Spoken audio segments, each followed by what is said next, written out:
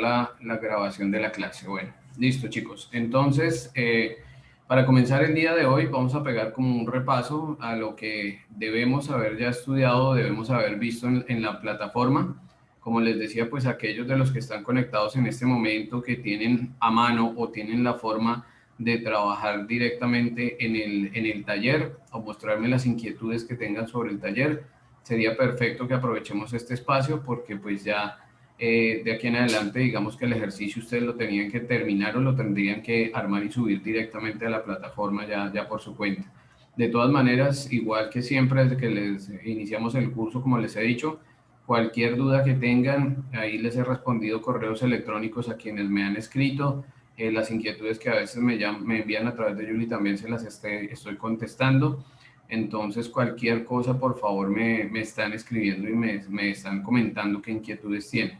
Entonces, vamos a compartir, voy a comenzar a compartir pantalla para mostrarles lo que está en la plataforma y lo que a este momento ustedes ya deben haber visto, deben haber estudiado para estos ejercicios que estamos haciendo en este momento. Entonces, ya les voy a compartir pantalla y comenzamos a ver esa información que nos corresponde el día de hoy. Hola, Aileen, ¿cómo vas?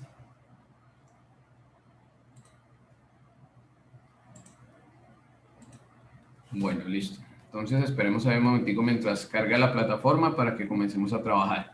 Entonces, chicos, como les decía ahorita, la tarea que estamos haciendo en este momento, la actividad que tenemos para entregar esta semana es una actividad de proyecciones. Por ahí en alguna clase anterior nosotros habíamos hablado sobre el tema de las proyecciones, cómo influían de pronto para el armado de un dibujo, qué tienen que ver con lo que nosotros estamos estudiando y hacia dónde va enfocada. Entonces, en este caso puntual del ejercicio que ustedes están haciendo, el ejercicio se divide en dos partes. Les están mostrando tres volúmenes en la primera parte sobre los cuales ustedes tienen que hallar las vistas de ese objeto y en la segunda les están mostrando el ejercicio a la inversa, es decir, les están mostrando las vistas del objeto para que ustedes armen el volumen. Entonces, cualquiera de las dos formas les va a ser útil para el ejercicio que nosotros vamos a trabajar y de todas maneras, pues ustedes tienen que hacerlas ambas. La recomendación es la siguiente, de todas formas, como este ejercicio es un PDF igual que el ejercicio anterior, y pues está en el tamaño carta, que es un tamaño pues pequeño para el formato, lo que se puede llegar a hacer, y de pronto en ese cubito o en esos cuadritos que aparecen ahí en el formato, no alcanzamos a visualizar la totalidad de la información, pues por eso es importante que en lo posible ustedes ojalá tengan la forma de trabajar un formato un poco más grande. Entonces por eso les insisto que siempre, pues siendo una clase de dibujo, la idea es tener por lo menos una regla, el lápiz y los elementos para comenzar a trabajar aquí. Bueno, entonces vamos a ver los contenidos. Desactivé después de nuestra última sesión, que en la última sesión explicamos lo del tema de las letras, lo del tema de la rotulación, les activé la semana 5, que en la semana 5 es donde está todo el tema de teoría del color, de simbología y de uso de las señales. Sin embargo, resulta, no sé si ustedes se dieron cuenta, quienes ya han revisado la plataforma, que al ingresar en el tema inicial de la semana 5, no les da acceso a un tema que se llama teoría del color, o bueno, sí les da el acceso, pero resulta que cuando ustedes ingresan, es este tema de teoría del color, él supuestamente los lleva aquí a un enlace, pero resulta que al ir a ese enlace o al ir a esa página desaparece como vínculo roto. Entonces, eso sucede allí con esa parte, precisamente por eso el día de hoy, pues como esa temática ustedes no la han podido visualizar directamente en la plataforma, ven que él me lleva a esta página, pero dice que esa página no existe. Entonces, como ustedes no han podido ver ese contenido a través de la plataforma, yo se los voy a presentar ahorita en una presentación que tengo aquí lista. Lo otro que nos muestra son los sistemas de señalización y la simbología en el tema de seguridad industrial. Aparecen unos materiales de apoyo sobre el tema precisamente de señalización y manejo de colores. Aparecen también unos videos de apoyo sobre los colores en el tema de la señalización. Entonces vean que aquí hay un documento acerca precisamente del tema de señalización y seguridad, que pues ojalá lo hayan podido ojear o lo hayan podido ver. Y tenemos precisamente los contenidos de materiales de seguridad. Entonces, El ejercicio que estamos haciendo o que debemos estar haciendo en este momento es el de la semana 6. La semana 7 todavía no se la ha activado porque pues primero me interesa que en la clase de hoy resolvamos las dudas que tengamos respecto a este ejercicio de la semana 6 de las opciones o los elementos de planos, volumen y proyección. Entonces, quienes no han entrado, aquí les va dando las indicaciones igual que siempre. Descargue e imprima la actividad, realice el trabajo con estilógrafo o micropunta negro utilizando regla o escuadra, escanee y súbala a la plataforma en la actividad en el trabajo de la semana número 6. Entonces, esto es lo que ustedes tienen que hacer, descargar el documento. Una vez descarguen el documento, hacen el ejercicio. El documento creo que tiene 4 hojas, si no estoy mal, 4 páginas, pero en realidad ustedes tienen que enviarme solamente 2, que son donde están los ejercicios como tal. Entonces, pues ahí lo pueden hacer directamente en el PDF o lo pueden trabajar de otra manera. Yo ahorita les muestro de qué se trata la actividad para aquellos que no la hayan visto todavía.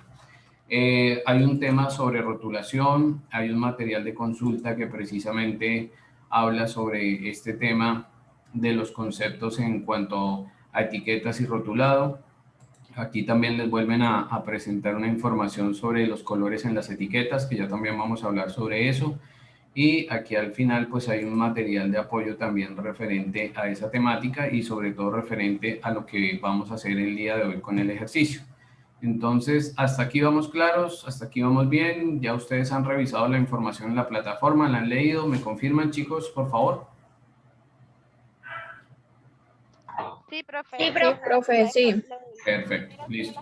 Entonces, para ir aclarando dudas, les voy a compartir la presentación para que veamos entonces, en resumen, ustedes saben que aquí la presentación pues primero busca complementarles un poco lo que está en la plataforma, resolver inquietudes y pues bueno, en este caso que no tenemos lo de teoría del color, pues trabajar esa temática para que ustedes la puedan visualizar. Entonces ya les voy a compartir la presentación para que ustedes la puedan visualizar. Permítame, listo. Entonces les voy a compartir la presentación. Si en algún caso, a medida que vamos viendo la presentación, surgen dudas, hay algún tipo de inquietud sobre la temática que estamos viendo, voy muy rápido, no se entiende, me dicen y con mucho gusto me regreso y reforzamos esa temática. Entonces, básicamente nosotros estamos en la unidad 2. Recuerden que les había dicho que nuestro curso se divide en 2 unidades. Esta unidad trabaja todo el tema de simbología, todo el tema de colores, de rotulación, de escala y planos, que es lo que se debe ya llevar como en el caso práctico de lo que se hace con el tema del dibujo. Entonces, aquí lo que vamos a ver son algunos conceptos prácticos. Los que veíamos al comienzo eran algunos conceptos básicos sobre dibujo industrial y las aplicaciones que tiene el dibujo industrial. Entonces, acá iniciamos con la temática que ustedes no están pudiendo ver en la plataforma, que es el tema de teoría del color. Entonces, ¿qué sucede con este tema de teoría del color? Primero tenemos que comenzar por definir qué es la teoría del color y para qué sirve. Entonces, básicamente la teoría del color es una serie de reglas básicas que determinan cómo se deben combinar los colores y cómo se deben utilizar para crear un efecto deseado. Resulta que cada color genera una sensación diferente en nuestra mente y genera una sensación diferente dependiendo del ambiente en el que yo esté. Entonces, lógicamente, los colores en el espacio del arte, del diseño, se trabajan mucho como herramienta de comunicación y eso ayuda a que se generen diferentes efectos dentro de la persona que está visualizando el contenido. ¿Eso a qué se debe? Eso se debe precisamente a que los ojos de los seres humanos, o mejor, los seres humanos somos uno de los pocos seres que podemos Profe, percibir. disculpe, esa es la perspectiva de la vista. Ok, sí, bueno, sí es una perspectiva de la vista, pero también tiene que ver mucho el sistema neuronal y tiene que ver mucho cómo se maneje la iluminación sobre el objeto, ¿no?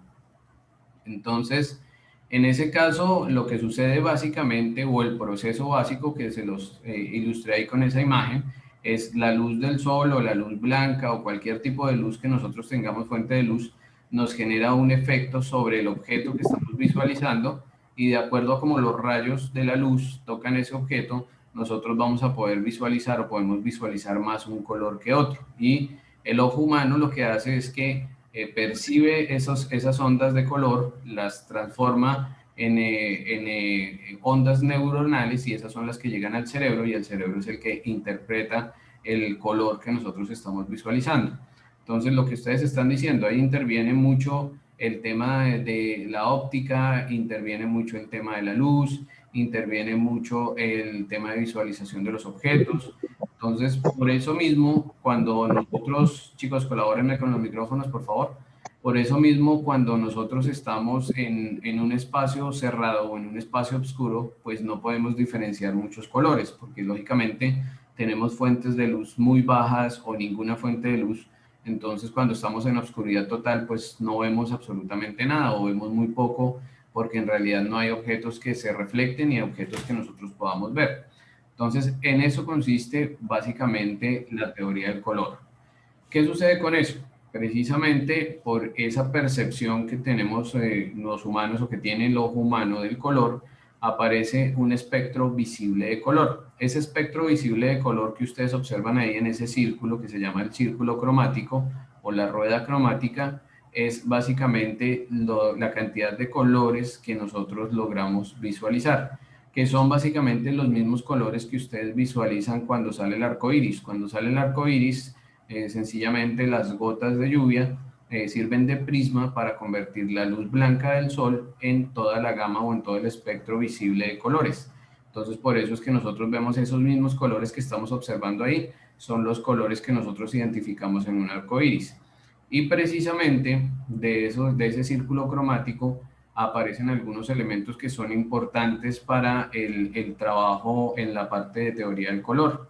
Es decir, dentro de ellos tenemos que diferenciar unos colores que son los primarios, son los colores principales o iniciales con los que se crean el color y de ahí aparecen los colores secundarios o aparecen los colores terciarios. ¿Hasta ahí vamos bien, chicos? ¿Me confirman? Sí. Vale, perfecto. Perfecto, chicos. De todas formas, como les digo, si tienen alguna duda, me levantan la manito y yo miro desde acá, detengo un momento la explicación y continuamos.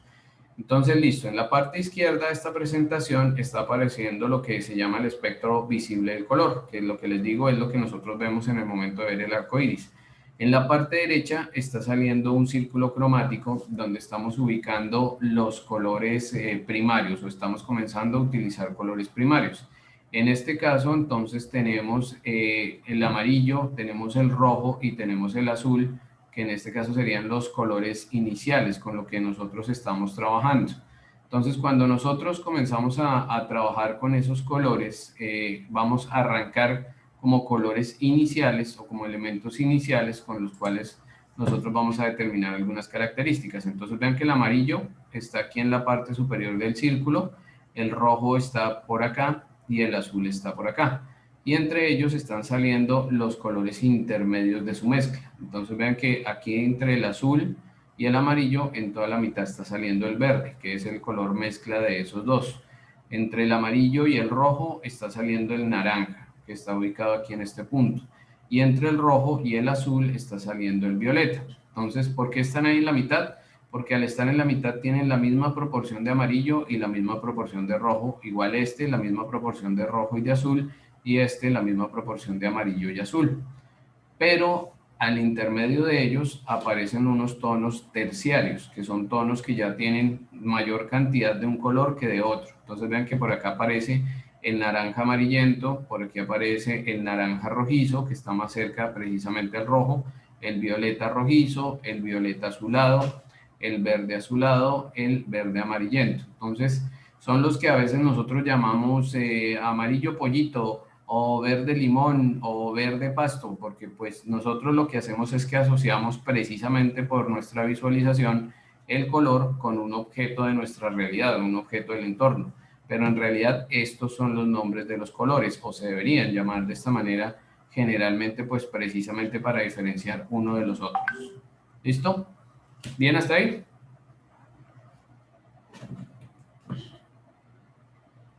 Sí. Listo, perfecto. Vale, entonces, ¿qué sucede con esto? Precisamente a partir de eso aparece la agrupación de los colores por temperatura. Lógicamente, esta agrupación por temperatura tiene que ver mucho con lo que nosotros asociamos como calor y frío.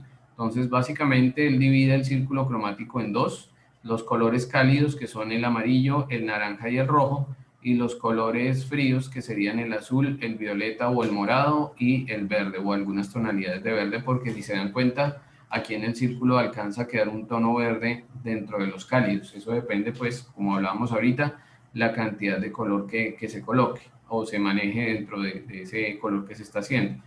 Entonces, en este caso, los colores que contienen el amarillo, que contienen el naranja, que contienen el rojo, son colores que nosotros siempre vamos a asociar con elementos como el fuego, vamos a asociar con elementos como un atardecer, vamos a asociarlo incluso con las hojas que caen de los árboles bueno, en nuestro caso, en nuestro país, a cada rato cuando hay brisa, pero en los países que tienen estaciones, pues en la estación de otoño, es cuando pues se asocia ese color con la naturaleza, por decirlo así.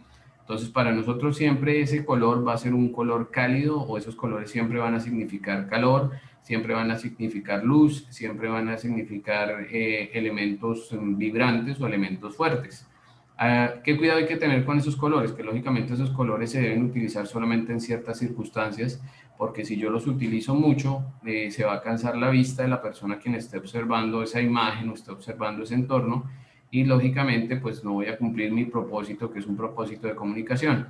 Los colores fríos pues lógicamente hacen lo contrario, son colores opacos, son colores que no necesariamente se van al contrario de ser muertos, pero sí son colores que por su tonalidad, por sus características, nosotros los asociamos con otras cosas. Por ejemplo, lo asociamos con el anochecer, lo asociamos con los sitios o las ciudades frías, lo asociamos con los espacios oscuros. Entonces, todo eso hace que el color sea diferente.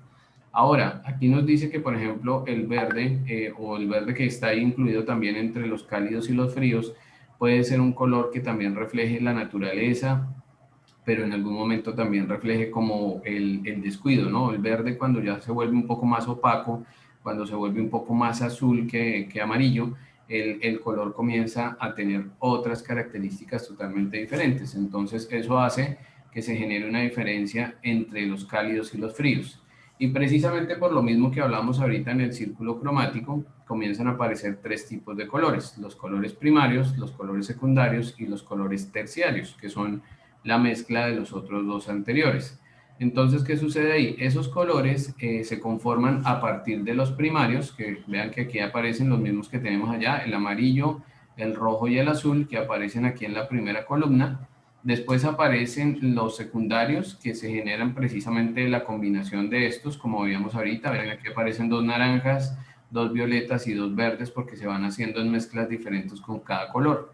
Y a partir de eso aparecen los terciarios, que los terciarios pues entonces ya serán más azules, más verdes, más rojos, más amarillos, dependiendo lo que yo vaya trabajando. Entonces aquí vuelve a aparecer lo que decíamos ahorita en el círculo: el amarillo anaranjado, el rojo anaranjado, el rojo violáceo. Bueno, ahí van creando varios colores que van apareciendo, y lógicamente pues eso ya va a generar una mezcla de colores que puede llegar a ser infinita.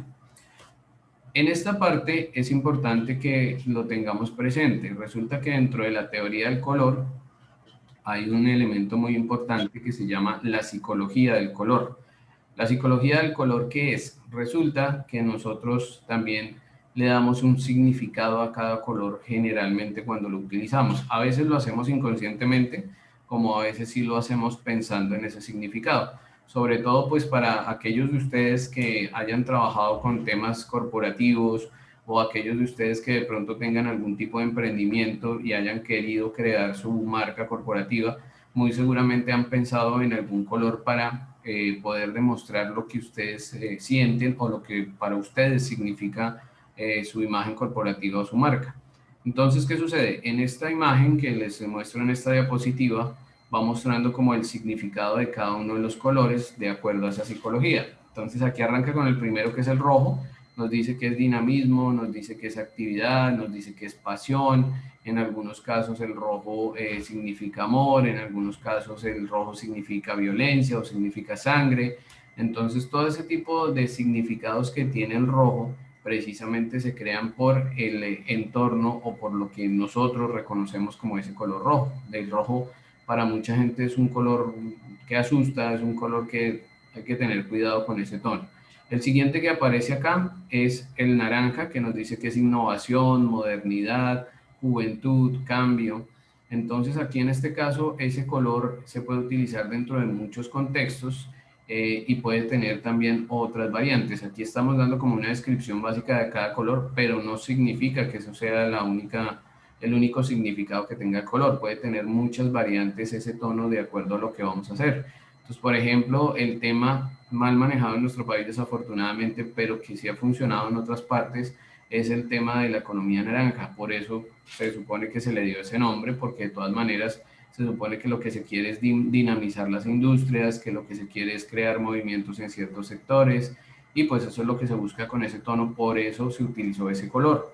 Entonces todo eso tiene que ver mucho con el cambio, con la interacción, por eso es que pues en este caso la, la fuerza política del gobierno distrital y el gobierno departamental utiliza el naranja, porque pues al ser fuerza ciudadana, ellos buscan reflejar eso a través del color naranja que están utilizando en todos sus elementos de publicidad.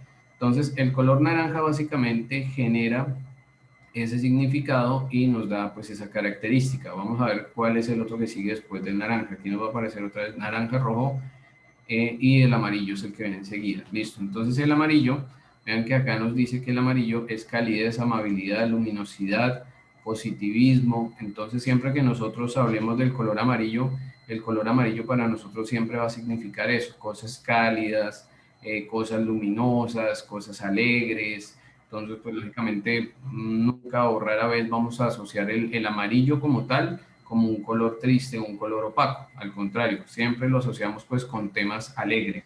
Ya pues si el tono del amarillo es oscuro, pues lógicamente ya el tono es diferente.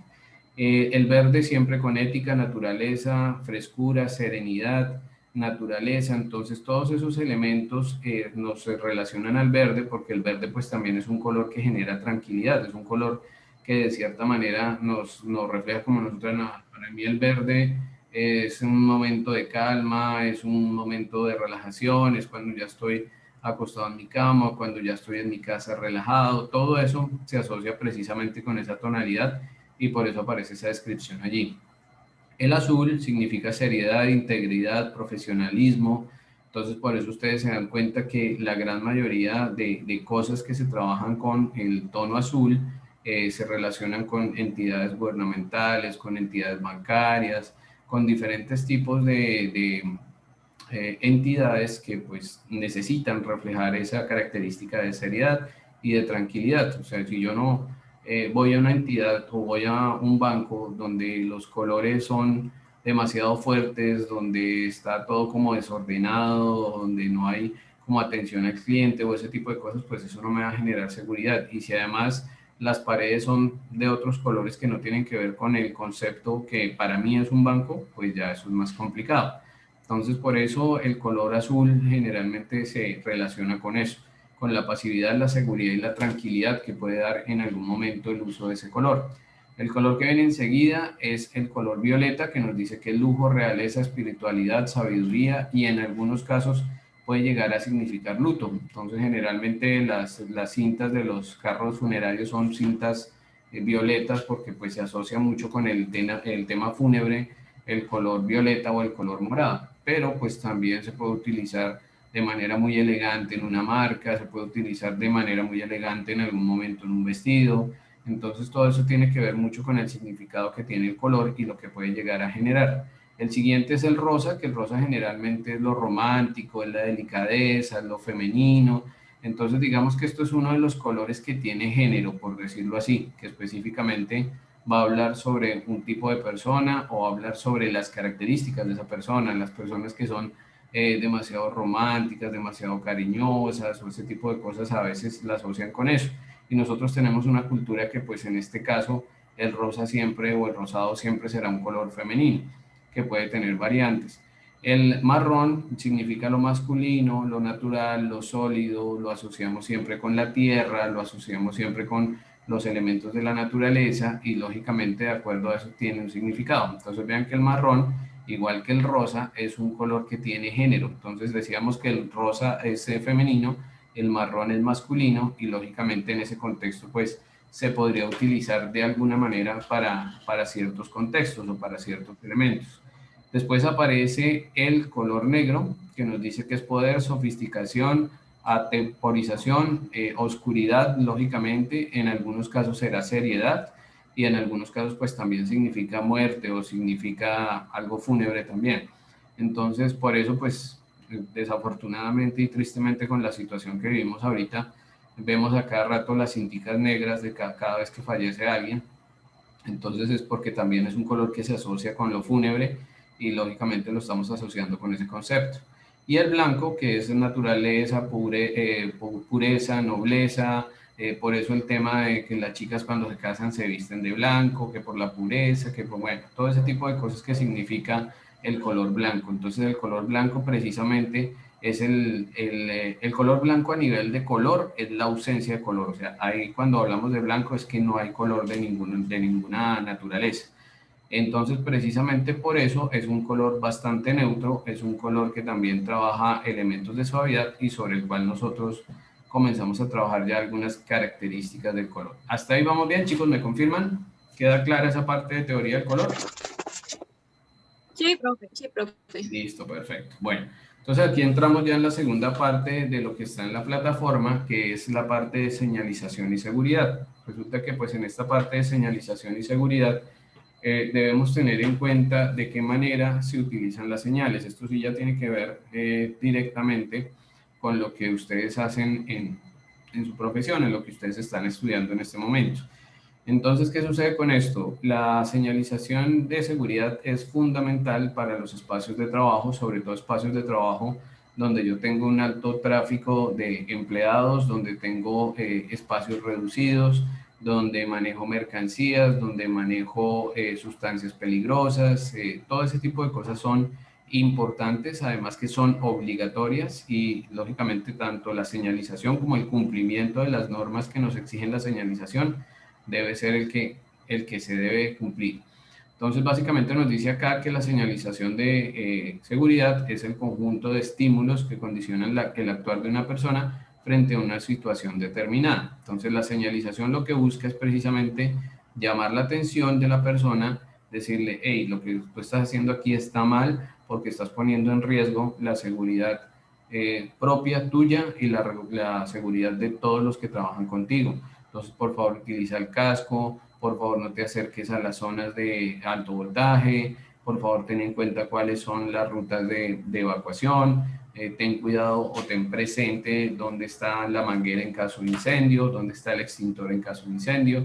Entonces, todo ese tipo de cosas se deben trabajar precisamente como parte de la seguridad industrial.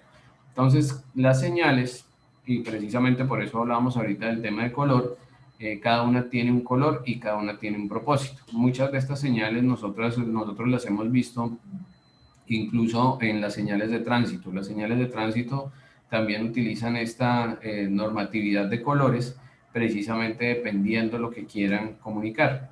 Y dentro de los espacios industriales, por ejemplo, estas señales que son señales en forma triangular, tienen un pictograma o tienen un dibujo de color negro, precisamente para que resalte y para que entendamos bien el mensaje.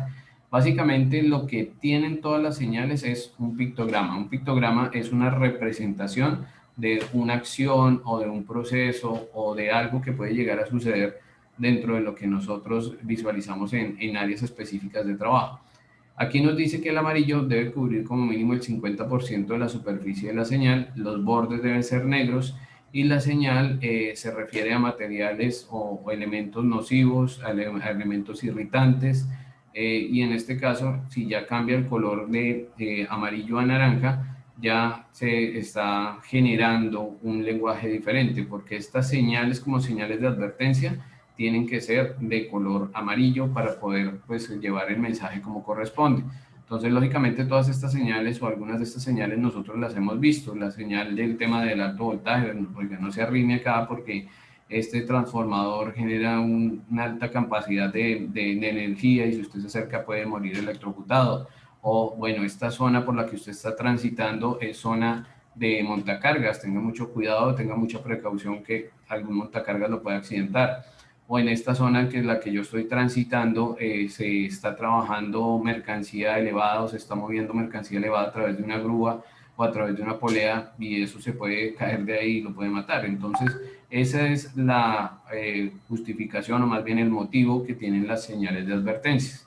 Las señales de prohibición ya las conocemos también, las hemos visto, son las señales que definitivamente nos están diciendo eso no se puede hacer, eso se tiene que evitar al máximo. Estas señales las conocemos también, son señales circulares que tienen el borde rojo, tienen la línea roja a 45 grados atravesada, indicándonos que lo que nos dice el pictograma no se puede hacer. Entonces vean que aquí nos dice que, por ejemplo, tenemos una de agua no potable. Entonces ahí de esa pluma no podemos sacar agua porque esa es agua no potable y nos va a hacer daño, nos va a intoxicar. Prohibido fumar o encender fuego. Lógicamente esta señal nosotros la vemos cuando llegamos a una estación de gasolina. Eso es lo más lógico y es lo más obvio, pero no falta el que llega y prende su cigarrillo. Prohibido vehículos de manutención o montacargas en esta área. Entonces, eso también son herramientas con las que nosotros debemos trabajar a nivel industrial. Las señales de obligación son señales que en este caso, vean, son círculos de color azul, lo que hablábamos ahorita. El color azul, incluso el color de esta diapositiva, al ser una diapositiva informativa, me está mostrando un contenido. Yo me estoy centrando en el texto porque el fondo azul no es tan fuerte, el texto está en colores claros y se puede leer. Entonces, en el caso de las señales de obligación sucede exactamente lo mismo. Nos dice acá que deben ser redondas, vean que tienen un círculo blanco alrededor y nos está diciendo el uso necesario de algunos implementos de trabajo, algunas herramientas de trabajo, el uso obligatorio de gafas o de elementos que nos cubran la vista, elemento o el uso obligatorio de casco, el uso obligatorio de tapaoídos, uso obligatorio de mascarillas que eviten la toxicidad del espacio, el uso de arnés, el uso de protección obligatoria de la cara. Y pues había uno que hasta hace un tiempo no nos era tan familiar, que era el tema del uso obligatorio de tapabocas. Incluso ese tipo de señales como estas, nosotros ya lo estamos viendo en el comercio común y corriente. Ya el comercio común y corriente, ya ustedes saben que pues para entrar a cualquier sitio cerrado o a cualquier local comercial me van a pedir que tengo que tener el tapabocas y lo tengo que tener bien puesto. Y además de eso me tienen esta señal en la entrada, en la puerta, donde me están diciendo que lo debo hacer. Entonces eso ya se ha vuelto también no algo tan allá de lo industrial, sino se ha vuelto algo más cotidiano de nuestro día a día por la situación precisamente que estamos viviendo. Después vienen las señales de protección contra incendios, que esas señales de protección contra incendios son señales cuadradas de color rojo y en este caso están trabajando el pictograma de color blanco para poder diferenciar. Entonces lo que hablamos ahorita, dónde está la manguera, dónde están las escaleras, dónde está el extintor, dónde está el sitio para hacer llamados de emergencia, dónde está la ruta o el acceso de evacuación, cuáles son las zonas donde de pronto se puede generar mayor elemento de fuego en el caso de un incendio o donde puede haber algún elemento que corte fuego para que el fuego no se siga extendiendo. Entonces, pues estas exclusivamente y lógicamente van trabajadas solamente para la parte de incendios y por eso están apareciendo con estas características. Y las señales de condiciones de seguridad, que generalmente son rectángulos o son recuadros. Aquí nos dice que son de fondo verde. Bueno, estas que están ahí no se ven de fondo verde, pero son básicamente las que nosotros vemos como rutas de evacuación para determinar por dónde tenemos que hacer la salida, por dónde debemos caminar, porque desafortunadamente por más simulacros que se hagan, en el momento de un temblor, en el momento de un incendio, en el momento de alguna situación catastrófica, la gente corre como loca y no sigue las señales y no hace caso. Eso es una reacción natural que tenemos los seres humanos y sucede hasta en nuestra casa. Pero precisamente cuando estamos trabajando en un espacio empresarial, en un espacio laboral grande donde hay bastantes empleados, el cumplir la norma puede evitar accidentes innecesarios, que la persona por salir corriendo golpee a otra, que la persona por ir en contra del sentido común por donde se debe circular, por ejemplo, evite el paso de la policía, de los bomberos, de las personas que vienen a auxiliar. Entonces ese tipo de cosas también tienen mucho que ver. ¿Dónde está el botiquín de primeros auxilios? donde está la camilla, donde hay espacios para darse duchas de seguridad si son necesarias en este caso, el lavado de los ojos si se requiere en algún momento. Entonces todo ese tipo de cosas nos ayudan desde el punto de vista de catástrofes o de hechos que pueden llegar a ocurrir. Esta información que está acá de las señales en el transporte de mercancías peligrosas, hay un video animado muy bonito, muy chévere ahí en la plataforma, si no lo han visto, donde les explican para qué o cómo se usan estas señales, porque estas señales muchas veces ustedes han visto que se las colocan a los camiones, se las colocan al transporte, lógicamente porque tienen que advertir que ahí llevan líquido inflamable o que ahí llevan algún tipo de contenido que es riesgoso para la salud. Entonces eso es por obligación, se supone que lo deben tener todos aquellos medios de transporte que lleven ese tipo de mercancías. Pero estas etiquetas, bueno, aquí nos dice que básicamente esas etiquetas llevan unos paneles de color naranja y reflectante y unas etiquetas de peligro de diversos colores. Entonces, estas señales inicialmente están creadas para ubicar el sitio donde está la mercancía peligrosa o para el medio de transporte, y lógicamente tienen que ser reflectivas porque así sea de noche, así haga poca luz, así esté oscuro, la señal se tiene que ver, la advertencia tiene que estar ahí para que precisamente la persona la pueda visualizar. Estas etiquetas de sustancias también son muy importantes e incluso si ustedes tienen oportunidad y si no se habían dado cuenta, por ahí comiencen en algún momento a chismosear o a revisar las etiquetas de los desinfectantes, de los lavalosas, de todo ese tipo de cosas que nosotros tenemos en la casa que en algún momento pueden llegar a ser tóxicos. Entonces, si ustedes tienen un niño pequeño en la casa y es muy inquieto, él encuentra por ahí el limpiador de pisos y pues él cree que eso es un juguete y si lo ve de colores, pues se toma un trago de eso y lógicamente le va a hacer mucho daño. Entonces hay que tener en cuenta las indicaciones que nos dan las etiquetas cuando nos dicen que el producto es tóxico, cuando nos dicen que el producto puede ser peligroso para el medio ambiente, porque sin quererlo o queriéndolo podemos hacer un daño muy grave en el medio ambiente botando ese producto, los residuos de ese producto a la calle o al andén o a la alcantarilla.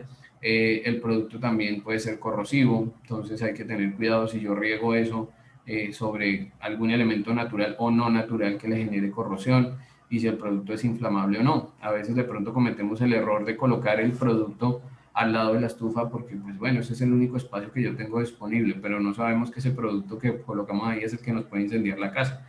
Entonces ese tipo de cosas hay que tenerlas en cuenta y las etiquetas las deben llevar de esta manera. Vean que aquí a comparación de lo que teníamos anteriormente, nos dice que debe tener el nombre, la dirección y el teléfono del proveedor o proveedores, la cantidad de sustancia o mezcla contenida en el envase. Entonces, esta información para aquellos que comercializan todo tipo de productos químicos que pueden tener estas características, es obligatorio sí o sí colocarle esa información. ¿Vamos bien hasta ahí, chicos?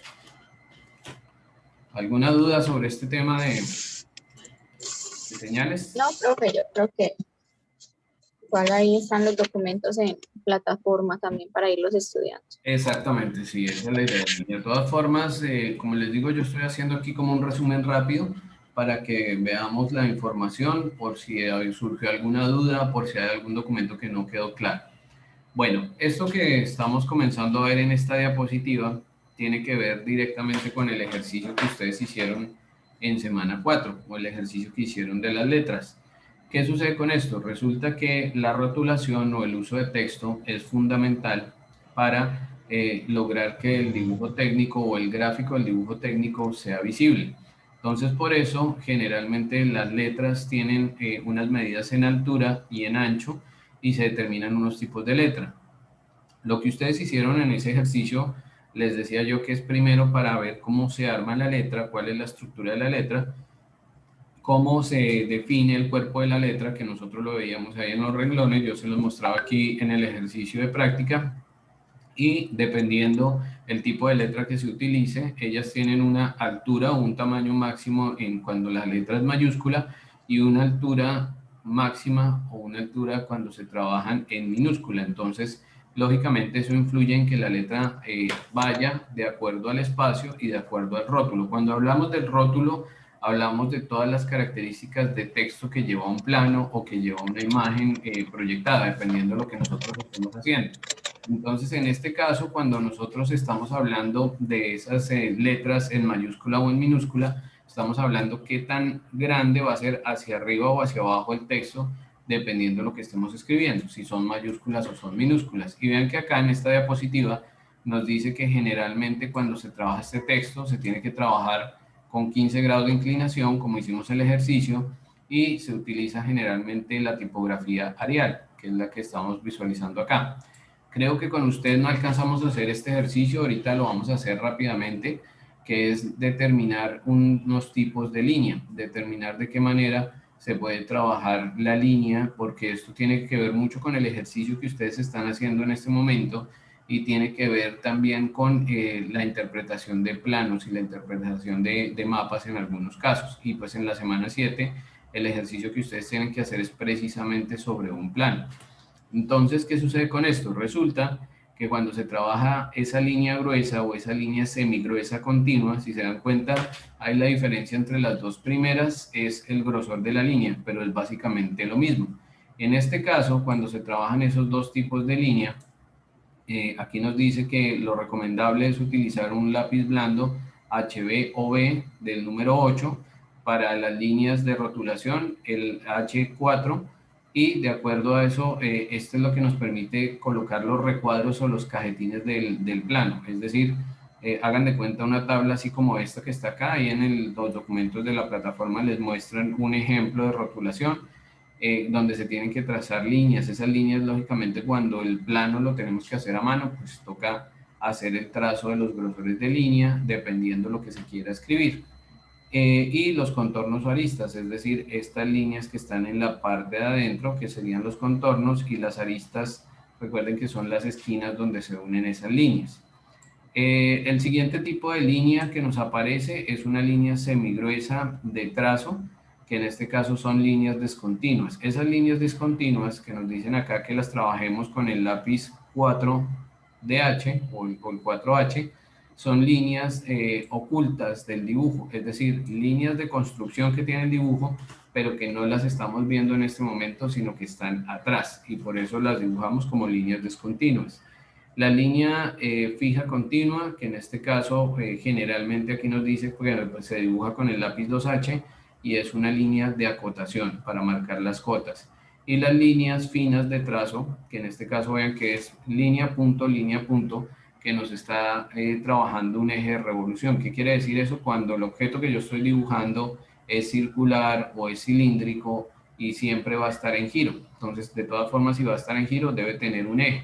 Ejemplo, las ruedas de las bicicletas están en giro, las ruedas de las motos y las ruedas de los carros están en giro, pero ellas tienen un eje que las mantiene estables, que no hace que la llanta salga volando, sino que las mantiene estables y pues, por ejemplo, cuando se dibujan objetos que tienen ese giro, debe tener un eje que es el que permite que ella haga el giro, pero que se mantenga estable en un sitio. Entonces, en este caso, en los dibujos se representa como está ahí, con punto, línea, que es lo que generalmente se hace.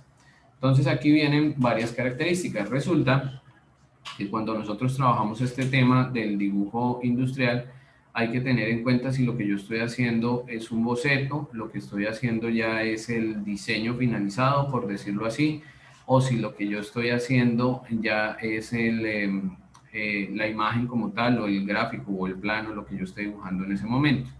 Entonces vean que acá me está colocando la definición de lo que es un boceto, que prácticamente aquí nos dice que el boceto es una primera idea sobre lo que se quiere que sea el proyecto final y generalmente se realiza a lápiz o se realiza un trazo que se pueda borrar, que se pueda corregir, porque son trazos que yo hago inicialmente como para hacerme una idea de lo que quiero hacer. Pero ya cuando se va a hacer a nivel técnico, como nosotros lo estamos haciendo con nuestros dibujos y nuestras proyecciones, ya se tienen que utilizar técnicas o se tienen que utilizar vistas de proyección, en este caso una vista ortogonal o una vista de planta del objeto, y de acuerdo a eso se tienen que tener en cuenta elementos como la perspectiva y otros elementos adicionales. Cuando nosotros hablamos de un croquis, la diferencia con un croquis y un boceto es que prácticamente el croquis tiene algunas características un poco más claras. Es decir, si ustedes se dan cuenta en estas imágenes que les estoy mostrando acá, es el dibujo o el boceto inicial de una silla, y es el dibujo o el boceto, lógicamente algunos de ustedes dirán, uy, pero un boceto bastante elaborado de lo que podría ser el dibujo de un carro. Generalmente las personas que trabajan para empresas automotrices, ellos hacen un diseño a borrador, un diseño de boceto del carro o del diseño que van a sacar en ese momento, y posteriormente lo pasan a computador y lo trabajan mucho más detallado. En este caso, los croquis incluyen también unidades de medida. Los croquis no solamente es el dibujo de la imagen como tal, sino el croquis ya trae unidades de medida. Por eso es que quienes se han visto implicados en accidentes de tránsito y han tenido que ver con el tema de la policía y el levantamiento del croquis y todo eso, por eso es que cuando llega la policía de tránsito toca esperar a que ellos tomen las medidas antes de mover el vehículo, antes de que se levante la persona o se ubique más bien la persona que estaba herida o la persona que falleció en el accidente de tránsito. Hay que ubicar precisamente qué fue lo que sucedió. Si el vehículo, la moto, la bicicleta, lo que está implicado en el accidente perdió el control, pues hay que mirar si hay marcas de frenado para saber si fue que realmente le fallaron los frenos al vehículo o no. Entonces todo eso lo tiene que hacer un policía de tránsito cuando hace el levantamiento de un croquis. Tiene que mirar que todas esas evidencias queden dibujadas en lo que él hace en ese momento en el sitio, y que posteriormente, lógicamente, lo tiene que pasar a limpio y lo tiene que trabajar de diferentes maneras. Aquí recomienda que para el croquis ya se trabaje un alzado, un perfil y una planta, que son las diferentes vistas que tiene el objeto dependiendo de la ubicación. Entonces aquí ya comienza a aparecer un poco más lo que está en el ejercicio. Esta imagen yo ya se las había mostrado en una clase anterior cuando habíamos hablado acerca de las proyecciones, pero entonces acá me está mostrando precisamente las tres vistas que acabamos de mencionar: la vista de alzado, la vista de perfil y la vista de planta. En este caso, digamos que en este objeto es un poco más sencillo porque el objeto tiene la misma vista que tiene por este lado, es la que tiene al lado izquierdo. Esta vista que tenemos acá corresponde a la vista de esta parte del dibujo y la proyección que tiene como tal. Si nosotros vemos este objeto por detrás, en realidad esto es un rectángulo, entonces no tiene mayor detalle. Y la vista de planta o la vista superior, que básicamente son estos tres escalones que están acá dibujados. Entonces, eso se hace generalmente porque cuando se hace esta proyección ortogonal, se toma el objeto como si fuera un cubo, y de ese cubo inicialmente se tienen que sacar, o se deberían sacar, dependiendo si el objeto no es tan simétrico, se deberían sacar las 6 vistas. Pero inicialmente en el ejercicio les están hablando de estas 3 vistas, primero porque son las que tenemos visibles en el ejercicio que ustedes están haciendo, y segundo porque son las básicas para la construcción del objeto. Ya después, si se hacen otros cambios, pues el objeto va a tener otras características diferentes. ¿Vamos bien, chicos? ¿O hay alguien que vaya perdido de los que están entrando últimamente? Bien, ¿continuamos? Sí, profe. Perfecto, listo. Entonces, resulta que este sistema diédrico del que estamos hablando, lógicamente también se tiene que aplicar a figuras que no necesariamente son cuadradas, figuras que en este caso pueden ser cilindros, pueden ser esferas, pueden ser elementos que ya generen otras características de simetría completamente diferente. Ejemplo, aquí en esta imagen nosotros estamos viendo básicamente un cilindro, y sobre el cilindro estamos viendo un cubo. Eso puede ser una pieza de ensamblaje, eso puede ser una pieza que se utiliza en alguna máquina, puede ser cualquier elemento que nosotros podamos encontrar dentro de un espacio, un campo laboral.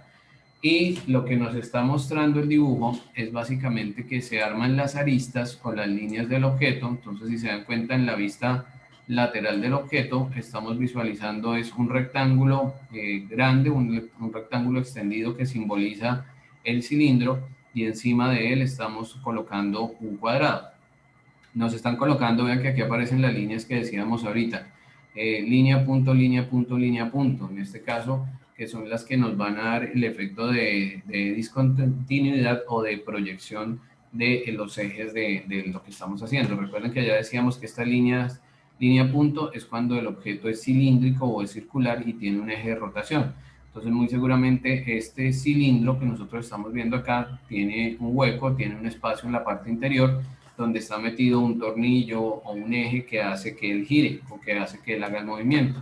Entonces, acá nos están representando efectivamente el eje que tiene ese objeto, tanto en este sentido como en este sentido. Nos lo están colocando para ver la proporción del objeto que tenemos allí dibujado. Después vienen las líneas de acotación. Las líneas de acotación son líneas que van alrededor del objeto y que permiten determinar su medida real. ¿Por qué? Recuerden que nosotros hablábamos en alguna clase anterior y en la plataforma también hay un ejercicio, hay un video sobre el tema de las escalas, que nosotros cuando hacemos el dibujo de un objeto que está grande y lo volvemos pequeño, pues lógicamente a veces reducimos a más del 100% el tamaño del objeto real. Entonces, ¿qué quiere decir eso? Si yo necesito esa imagen, si yo necesito ese gráfico con las medidas reales, pues debo comenzar a hacerle la acotación. ¿La acotación qué es? Es lo que ustedes están viendo ahí en la gráfica, que es una flecha sobre la cual se coloca la medida real del objeto. En este caso, cuando se hacen este tipo de elementos visuales, se trabajan elementos muy entendibles para la persona. Yo por ahí en una clase anterior les decía que si en algún momento ustedes habían comprado uno de los muebles que venden en Home Center, donde ustedes les entregan todas las piezas por separado y les entregan una hoja donde les dice la pieza H con la pieza W, la pieza M con la pieza P. Entonces uno comienza a buscar por todos lados y en los gráficos que traen esos catálogos me aparece la imagen de la pieza, me aparece el tamaño y me aparecen las proporciones, donde tengo que pegar cada pieza con la otra y van paso a paso. Entonces todo eso nos ayuda para definir tamaños específicos de la cota y que nosotros trabajemos un dibujo en tamaño reducido, pero que realmente tiene una proporción en tamaño real. Entonces, hay unas normas de acotación que son importantes en este caso. Nos dice que la acotación se realiza en milímetros y solo se escribe el número. Si se acota en otra unidad por motivos especiales, se indicará la unidad en que se acota. Aquí en este caso nos hacen esta aclaración. ¿Por qué? Porque el documento, y como esto es extractado del documento que está en la plataforma, está hablando generalmente de objetos pequeños, está hablando de piezas pequeñas que se utilizan como la que veíamos ahorita del cilindro para ensamblar o piezas pequeñas que se utilizan para armar un objeto más grande. Entonces por eso nos dice que las medidas en milímetros. Profe, pero si el objeto es más grande, si el objeto es una mesa, si el objeto es un closet, por ejemplo, que son bastante grandes y la medida no se puede dejar en milímetros, por eso dice acá que si se trabaja en otra medida hay que indicarlo. ¿Dónde hay que indicarlo? En el rótulo. Porque si se dieron cuenta en la imagen anterior, ahí no dice 70 milímetros, solamente dice 70. En el rótulo es donde me tiene que decir que la unidad de medida es en milímetros, en centímetros o en metros, dependiendo de lo que yo esté dibujando. En segundo lugar, nos dice que se acotarán sobre las vistas con más claridad que representen la dimensión acotada y para la facilidad o facilitar la fabricación. En este caso, nos está diciendo lo mismo que estábamos hablando ahorita. Cuando yo estoy colocando las cotas con claridad, donde la persona ya sabe, bueno, esa pieza que yo voy a pegar de la W con la H, esa pieza debe medir 2 metros o debe medir 1,5 metros. Entonces ya la persona no necesariamente tiene que coger 1 metro y medirla, pero ya más o menos tiene el cálculo para saber dónde colocarla y cómo encajarla, cómo ensamblarla. Tercero nos dice, se darán todas las cotas necesarias para definir el objeto, pero no se repetirán cotas, se darán las mínimas necesarias. Las cotas se distribuirán teniendo en cuenta criterios de orden, claridad y estética. Toda la acotación se realiza con líneas finas y continuas 0.2. Entonces aquí tiene mucho que ver el tipo de lápiz que se esté utilizando, el tipo de imagen que se esté acotando, el tipo de elementos visuales que se estén creando. Entonces vean que aquí aparece una acotación un poco compleja, que es de un objeto cilíndrico y el objeto cilíndrico tiene varios tamaños. Entonces por eso nos damos cuenta que el objeto, vean que en la parte de arriba tiene colocado la acotación de este espacio acá, después tiene colocada la acotación de este espacio acá. En la parte de abajo, como cada una de las piezas son diferentes, vean que hacia la izquierda tenemos 2 piezas nomás, mientras que hacia la derecha tenemos 3. Entonces tenemos que colocar el espacio entre cada una desde lo que sería este elemento de la mitad, y vean que en la mitad está saliendo el símbolo ahorita, línea punto, porque este, al ser un objeto cilíndrico, debe tener un eje en la mitad que haga que él gire o rote alrededor de ese eje para poderlo visualizar. Entonces por eso nos están trabajando 3 cotas. Aquí lo que nos decía ahorita es que no se debe colocar tantas cotas dentro del objeto si no es necesario. En este caso, si es necesario colocarle toda esa acotación para que el objeto se lea mejor, pues se debe hacer, pero generalmente no se utilizan tantas líneas. Las líneas, nos dice, deben ser paralelas al objeto, que deben ser perpendiculares, es decir, las líneas deben ser rectas y no se deben cruzar entre sí ni ser cortadas por ninguna otra línea. La primera línea de cota se separa del contorno del objetivo con mínimo 8 milímetros. Entonces hay que tener en cuenta esas acotaciones, como les digo, para cuando ustedes vayan a trabajar a nivel o hacer la acotación a mano. Las flechas de cotas van desde los extremos de la línea hasta la cota, es decir, lo que está sucediendo acá. Vean que acá está saliendo una línea desde donde finaliza el objeto hasta donde está la cota, y por el otro lado sucede lo mismo. Entonces, en este caso nos dice que las cotas se manejan con flechas alargadas y estrechas de forma que forman un ángulo de 15 grados y tienen que ser, acabarse en un pequeño trazo oblicuo de 45 grados. Nos está hablando de la forma de la punta de la flecha y la forma en la que se debe hacer el trazo de la línea. Ahora, cuando se está trabajando acotación de elementos circulares o de elementos como los que tenemos aquí en la parte de arriba, que les estoy señalando acá, son elementos que ya tienen otro tipo de acotación, porque al ser círculos hay que trabajar con el diámetro o con el radio del círculo, dependiendo de lo que se quiera hacer. Y las cifras, pues dependiendo también el contenido, se trabajan en milímetros o se trabajan en centímetros. Esto genera lo que ustedes están observando acá. Vean que tenemos un objeto cilíndrico, nos está diciendo que tiene un eje en toda la mitad y que aquí tenemos diferentes radios o diferentes círculos que tiene el objeto. ¿Por qué? Precisamente por los tamaños que están acá. Entonces, ¿qué sucede? Cuando se trabajan los objetos o las circunferencias y se van a acotar, hay que colocarle los arcos mayores de 180 grados, se acotarán en su diámetro, es decir, cuando mida más de lo que mide la mitad de un círculo, hay que colocarle el diámetro. Como está aquí, vean, las flechas están diagonales y están colocando el diámetro. Las líneas de cota no pueden coincidir con los ejes de simetría. Entonces, las líneas de cota tienen que ir aquí paralelas sin tocar la división de la imagen.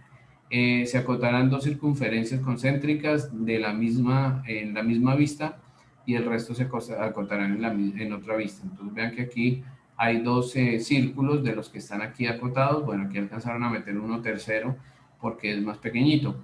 Y acá me dice que el diámetro se debe simbolizar con este símbolo, o se debe trabajar con este símbolo, y el radio con una R para evidenciar que estamos haciendo o que estamos trabajando cotas. ¿Hasta ahí vamos bien, chicos? Cuéntenme. ¿Vamos claros con este tema de las cotas? ¿Vamos claros con este tema de las proporciones? Cuéntenme. ¿O hay alguna duda?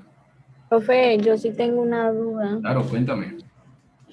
Bueno, es que, bueno, no sé cómo formularle la pregunta porque necesitaría como mostrarle una foto.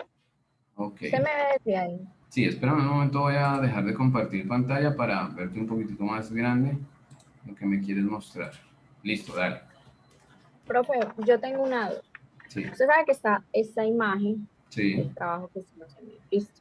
sí. La parte de atrás, usted sabe que no va recta, sino Ujú, que va en caída. sí, Cuando nosotros la vamos a mirar de una forma, eh, si la miramos de la parte superior, sí. la planta, vamos a darnos cuenta, o sea, se supone que acá ya tenemos 1, 2, 3 y 4 vistas, pero como esta no está recta, sino que va en caída, no sé si al verla desde arriba también se toma, o sea, también se ve. Claro que sí, claro que sí. Esa vista desde arriba también se ve, pero pues lógicamente, digamos que visualmente, claro, si yo tengo el objeto como tal, sí se va a ver la caída, pero como yo estoy en la vista de planta, estoy totalmente encima del objeto, y no se va a ver la caída, sino se va a ver un rectángulo, se va a ver la forma de la vista del rectángulo. ¿Sí me hago Por entender? eso, en vista, no. O sea, cuando tú tomas el En, objeto, dime, en dime. planta, en planta. Ah, ok, en planta, bueno, listo. Entonces, ahí lo que tienes que mirar es precisamente en esa vista en planta, que la vista en planta es básicamente la vista superior del objeto. Yo voy a ver, lógicamente, la caída del objeto, porque es un objeto volumétrico, es un objeto tridimensional. Pero cuando yo lo estoy viendo desde arriba, esa forma de caída se va a ver como un rectángulo. De todas formas, ahorita les voy a mostrar porque precisamente ese volumen que tú nos estás mostrando en este momento, yo lo hice acá y se los voy a mostrar ahorita. Entonces ahorita si quieres te explico con el ejemplo y vemos cómo queda ese objeto, ¿te parece? Listo, perfecto. Vale, entonces ahorita vamos resolviendo todas esas dudas porque pues yo sé que el tema del ejercicio no es complicado, pero como estos volúmenes no los tenemos en físico, es un poco difícil imaginárselos así. Entonces, ¿qué es lo que hay que hacer acá? Precisamente por esas herramientas o por lo que nos acaba de decir Julie, hay que tener en cuenta cómo se va a trabajar la representación pictórica, cómo se puede dibujar eso de tal manera que se entienda. Y como en la tarea que ustedes están haciendo, en una les están dibujando el volumen, pero en otra les están dibujando las vistas, entonces a partir de las vistas toca armar la estructura. Entonces, ¿qué nos está diciendo acá? Cuando nosotros hacemos esa representación pictórica, es que estamos haciendo procesos de diseño industrial, que estamos generando catálogos técnicos y que lógicamente estamos dibujando un objeto completamente tridimensional, que es lo que estamos haciendo acá. Entonces, no más el hecho de ver esta imagen. Vean que en esta imagen, aquí hay algo de lo que nos estaba diciendo ahorita, ahorita Yuli. Tenemos las tres vistas del objeto. La tarea les pide las tres vistas del objeto. La cara superior, que es esta que está acá, la cara frontal, que en este caso para la perspectiva y para la proyección que nosotros estamos haciendo, la cara frontal es esta, y la cara lateral derecha es esta. Quiere decir que la cara lateral izquierda no la estamos viendo acá, y lo que sería la cara posterior, según esta lógica de esta imagen, es la que está por acá atrás y no la estamos viendo. Entonces, en el ejercicio que ustedes están haciendo, tienen volúmenes como estos, y a partir de estos volúmenes tienen que sacar las tres vistas. La vista de la cara lateral, la cara frontal y la cara superior, que son las tres. Entonces la pregunta de ella va en el siguiente sentido. La figura que está ahí tiene una caída o tiene una, ¿cómo lo diríamos así? Como una rampita, así como esta que está acá, que pues se llama una diagonal.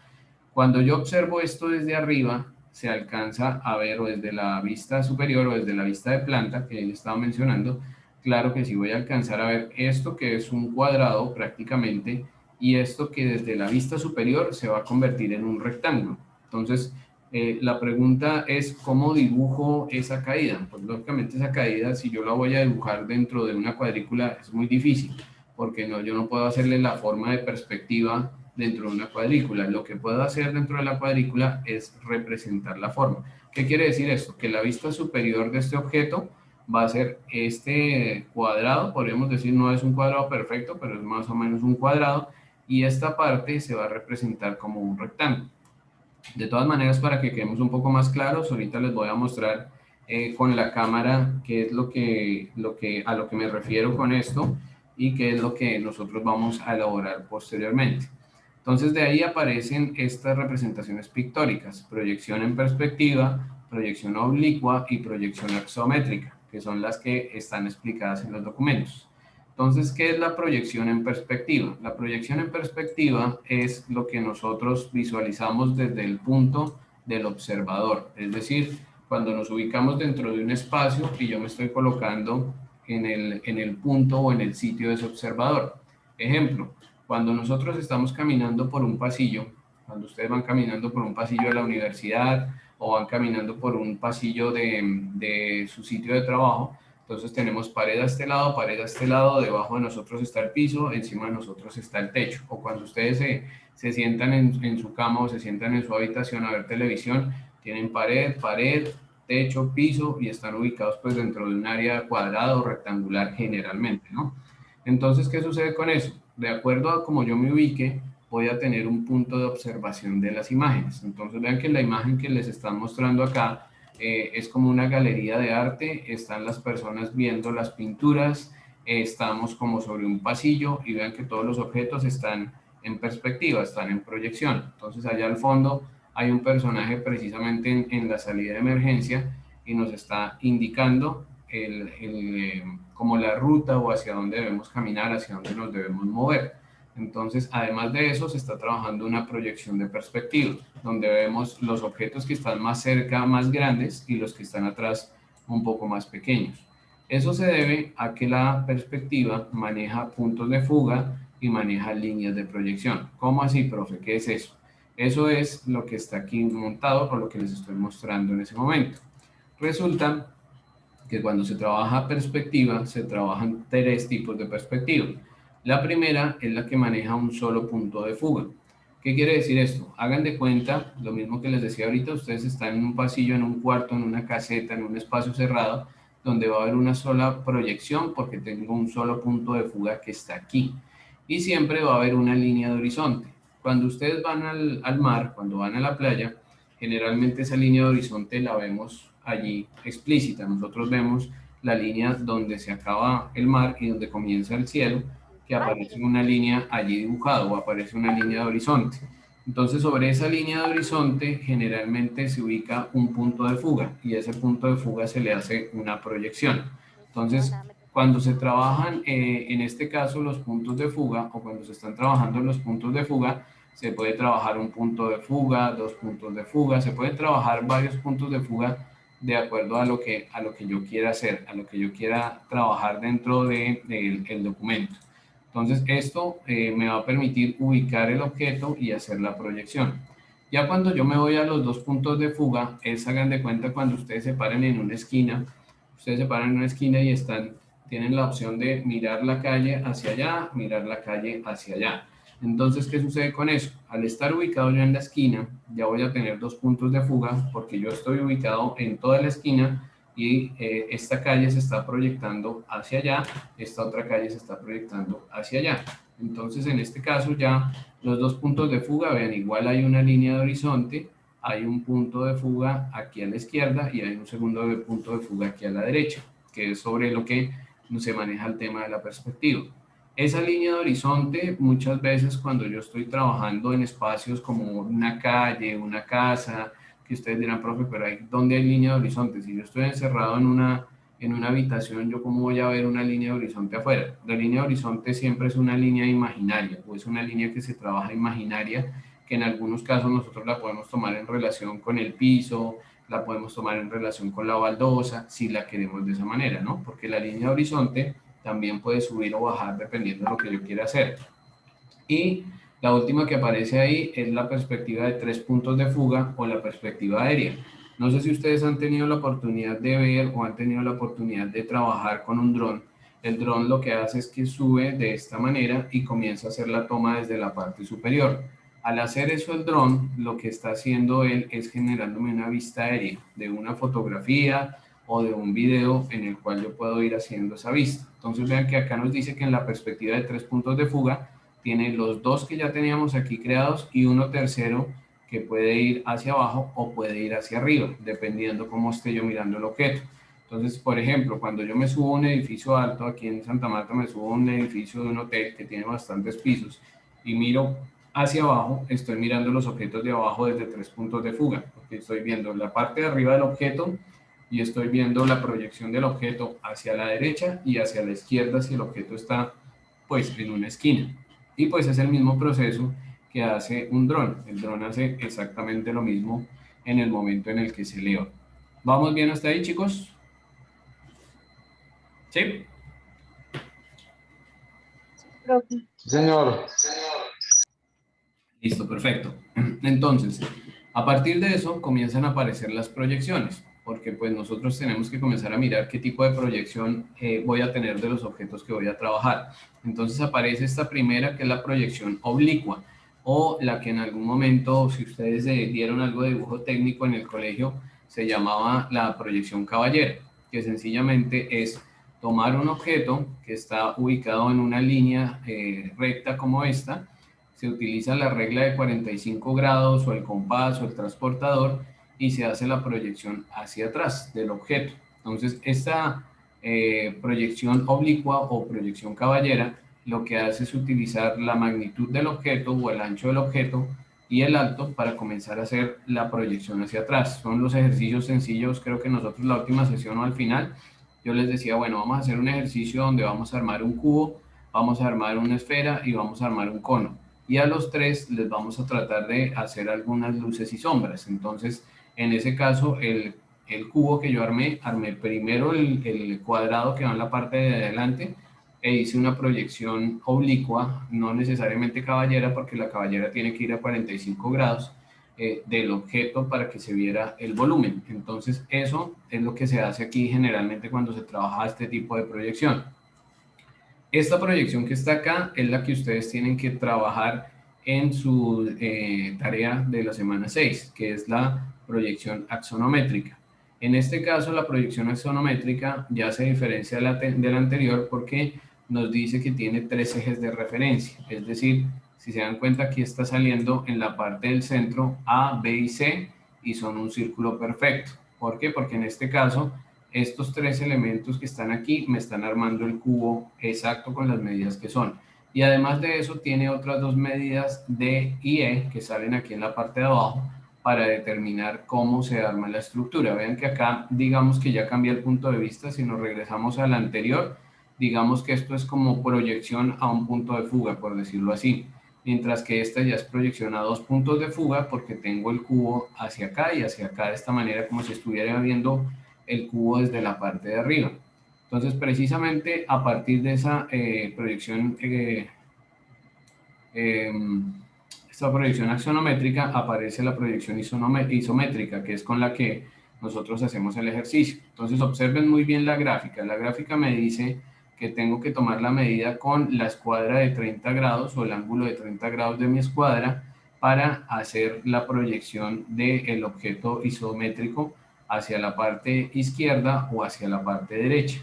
Y acá lo que me está diciendo es que esos 3 elementos A, B, C deben sumar un ángulo total o son sus ángulos iguales a 120 grados. Es decir, que al sumar el espacio que hay de acá a acá, el espacio que hay de acá a acá y el espacio que hay de aquí a acá, todos esos deben sumar 120 grados o nos tienen que dar una medida de 120 grados, proyectarse a 120 grados, perdón. Tienen que proyectarse cada uno a 120 grados, discúlpeme. No es sumar 120 grados, sino cada uno tiene que tener 120 grados. Entonces, ¿qué sucede con esto? Cuando yo armo este ángulo, cuando armo esta imagen, pues el cuadrado va a quedar perfecto. El cuadrado nos debe dar, o el cubo nos debe dar el tamaño exacto, y esto se puede hacer como nos lo muestra aquí, utilizando las reglas de 30 grados. Hay otra proyección que ya nos hace ver el objeto como más por encima, que es la proyección dimétrica. La proyección dimétrica, vean que trabaja la escuadra de 45 grados, el espacio de amplitud entre el espacio que decíamos aquí de 120 grados, vean que aquí ya es diferente entre A, entre C y B, estos espacios de ángulo ya son diferentes porque el objeto está como más empinado, más visto desde la parte superior y lógicamente pues se va a tener unas medidas diferentes. Y hay una última que se llama la proyección trimétrica, que la proyección trimétrica, vean que trabaja un ángulo de 45 grados, un ángulo de 30 grados y las medidas del ángulo aquí de A, B y C son diferentes. Entonces ya ahí no podemos decir que todos o cada uno tiene que medir 120 grados, sino ya son diferentes porque el hecho de utilizar las 2 escuadras aquí en la proyección hace que el cubo ya no se vea exacto o no se vea con las proporciones como son, sino se va a ver bastante diferente. Entonces esto es lo que sucede con las proyecciones. Entonces, este es el ejercicio que ustedes están haciendo. Están haciendo un ejercicio de representación ortogonal de un volumen. Entonces, en este caso, como les decía, el elemento de representación ortogonal lo que hace es que coge un objeto como si fuera un cubo y lógicamente el cubo tiene 6 lados, entonces debe tener 6 vistas supuestamente el objeto. En el ejercicio que nosotros estamos haciendo, estamos trabajando solamente con 3 vistas. Estamos trabajando con lo que aquí llaman la vista A, con la vista B o la vista de planta y la vista frontal con la vista D que estamos visualizando acá. La vista C, la vista F, la vista E no la estamos observando en este momento en el objeto por la posición que tiene. Pero nosotros ya suponemos que acá la vista F es un cuadrado, la vista C es otro cuadrado y la vista E es otro cuadrado por la forma en la que estamos visualizando el objeto de esta manera. Entonces esto hace que las vistas vayan cambiando y que la representación ortogonal sea diferente. ¿Qué es lo que cambia en la representación ortogonal? Resulta que la proyección ortogonal se trabaja de acuerdo al ángulo de posición. Si se dan cuenta, aquí me está mostrando las 6 vistas. De la A a la F están saliendo las 6 vistas y acá nos dice que esta vista de primer ángulo o esta proyección de primer ángulo nos recoge el objeto desde el punto de vista del observador. Si se dan cuenta, el observador es este ojito que está acá y el ojito está bastante cerca del objeto que yo estoy proyectando. Entonces vean que me está diciendo que la proyección en A me está colocando esta línea, que es la que representa esta pared de acá, esta línea, que es la que representa esta parte verde de acá, y esto que está de color beige, por decirlo así, es esta rampita o este desnivel que está acá. Si yo lo miro desde la vista o desde la planta D, vean que estoy dibujando es básicamente esta forma, que es lo que yo estoy viendo, tanto en la vista D como en la vista C. Vean que la diferencia es que aquí dibujaron la línea, mientras que en esta hicieron la línea discontinua. Recuerden que la línea discontinua es cuando hay algún troquel, cuando hay algún corte en la imagen que pues se tiene que representar de esa manera. Y la vista F o la vista de alzado que está aquí, yo estoy visualizando la rampita de esta manera. Entonces vean que es parte de lo que me preguntaba ahorita Yuli. Si yo tengo esta rampita, entonces yo voy a tener que dibujar la rampita. No, vean que aquí la están representando como un rectángulo, que es la forma en la que yo la voy a ver de frente. Y las otras opciones, la B y la E, vean que son iguales. La diferencia igual es el tema de las líneas punteadas, entonces eso va variando. Y el método de proyección de tercer ángulo nos dice que se refleja el objeto hacia los planos de proyección, pero también depende del punto del observador y la proyección del último. Vean que acá el personaje o el observador ya está más lejos del volumen, no está tan cerca. Entonces, lógicamente, al estar más lejos, va a poder visualizar las vistas. Son las mismas 6 vistas que teníamos ahorita, pero lógicamente aquí va a visualizar la más pequeña porque él se alejó del objeto y lógicamente la visualización va a ser completamente diferente. Entonces, eso corresponde o correspondería a la temática que nosotros tenemos en la plataforma para semana 5 y semana 6. ¿Hay alguna duda, chicos? ¿Alguna pregunta hasta este punto? Profe, ¿podría colocar de nuevo la diapositiva en la penúltima y la última? La penúltima, la última, donde estamos hablando de las proyecciones. Y de las 6 vistas. Listo, listo. Vamos para allá. A ver. Voy a compartir de nuevo y vamos a ver entonces. Listo, Javier, me dices en cuál diapositiva es. ¿En esta o en esta? ¿En cuál de las dos? La anterior. ¿La anterior a esta? Sí. Esta. No, dele, la siguiente, perdón. ¿Hacia arriba o hacia abajo? Me regreso a la anterior. No. Hacia abajo. Sí. Esta. Sí, y la siguiente. La siguiente, que es la de tercer ángulo. ¿Sí? Ahí cambian los cortes, la línea punteada, ¿verdad? Porque es desde donde proyecto, pero no veo, ¿verdad? Exactamente, sí. Sí, porque si te das cuenta, por ejemplo, si yo comparo la vista D, o lo que aquí llaman la vista D, con la vista C, que si yo veo acá me dice que es vista derecha lateral según esto, y la vista izquierda lateral según la posición del observador. Entonces, ojo que esto es según la posición del observador. El observador está de frente a la vista A, entonces para él la vista A es la vista frontal. Pero ahorita que vayamos al ejercicio, la vista frontal en el ejercicio es diferente. Entonces, para el observador, para este ojito, la vista A es la frontal. Esta es la vista izquierda y esta es la vista derecha. Entonces, la vista izquierda, él está visualizando la línea. ¿Por qué? Porque él está visualizando este detalle y está visualizando este corte. Mientras que en la vista C, él en realidad está viendo un cuadrado, pero ya se sabe que detrás de ese cuadrado hay este corte. Entonces, como yo no estoy viendo el cuadrado como tal, no estoy viendo el corte como tal, él representa la línea punteada o está viendo la línea punteada. Entonces, la diferencia entre la proyección de tercer ángulo y la de primer ángulo es cómo ve el observador la imagen o el volumen. Entonces, por eso les decía que aquí, vean que el ojito está más lejos, mientras que en la anterior el ojito está más cerca. Y vean que incluso los planos se ven más cerca, entonces aquí ya cambió para él. Vean que la vista frontal pasó a ser la de atrás. Y la vista inferior pasó a ser la, bueno, aquí es la E, siempre ha sido la E, la vista posterior es la F. Entonces vean que cambió. Aquí la A es lo que usted está viendo primero y la F sería lo que está allá atrás. En cambio en la otra, para él primero es el A que está proyectado allá atrás y el F quedó detrás de él. Entonces eso depende precisamente, por eso les decía, cómo se ubica el observador. ¿Quedamos claros, Javier?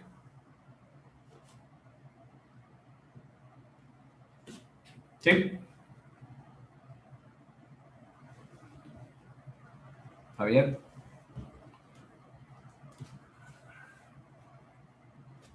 Profe, claro. Listo, perfecto, vale.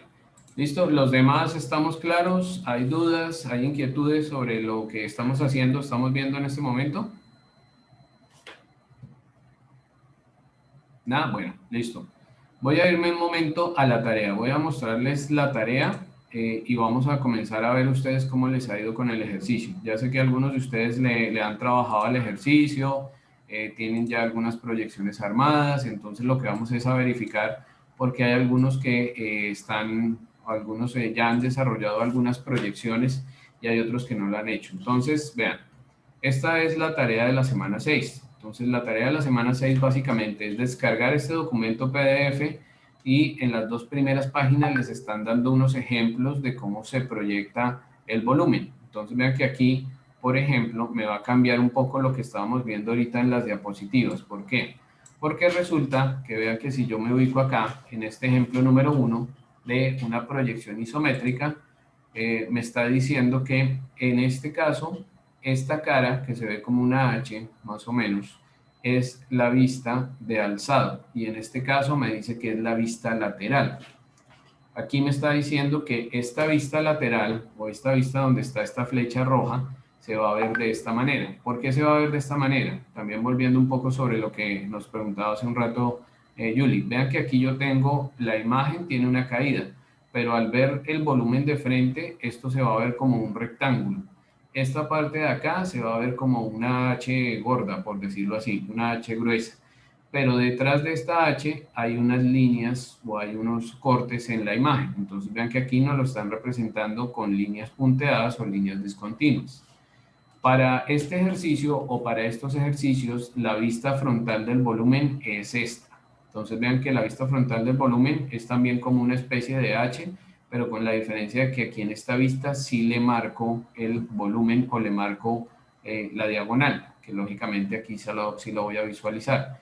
Y la vista superior o la vista de planta, que es esta, vean, nos las están colocando aquí dentro de la cuadrícula y acá arriba como la veríamos. Entonces en la vista superior yo voy a estar viendo lo siguiente, voy a estar viendo este desnivel, voy a estar viendo este huequito o este espacio que hay acá y voy a estar viendo estos dos cuadrados con este huequito. Es decir, prácticamente se me va a convertir en un rectángulo como con una especie de T, que es lo que yo estoy visualizando acá.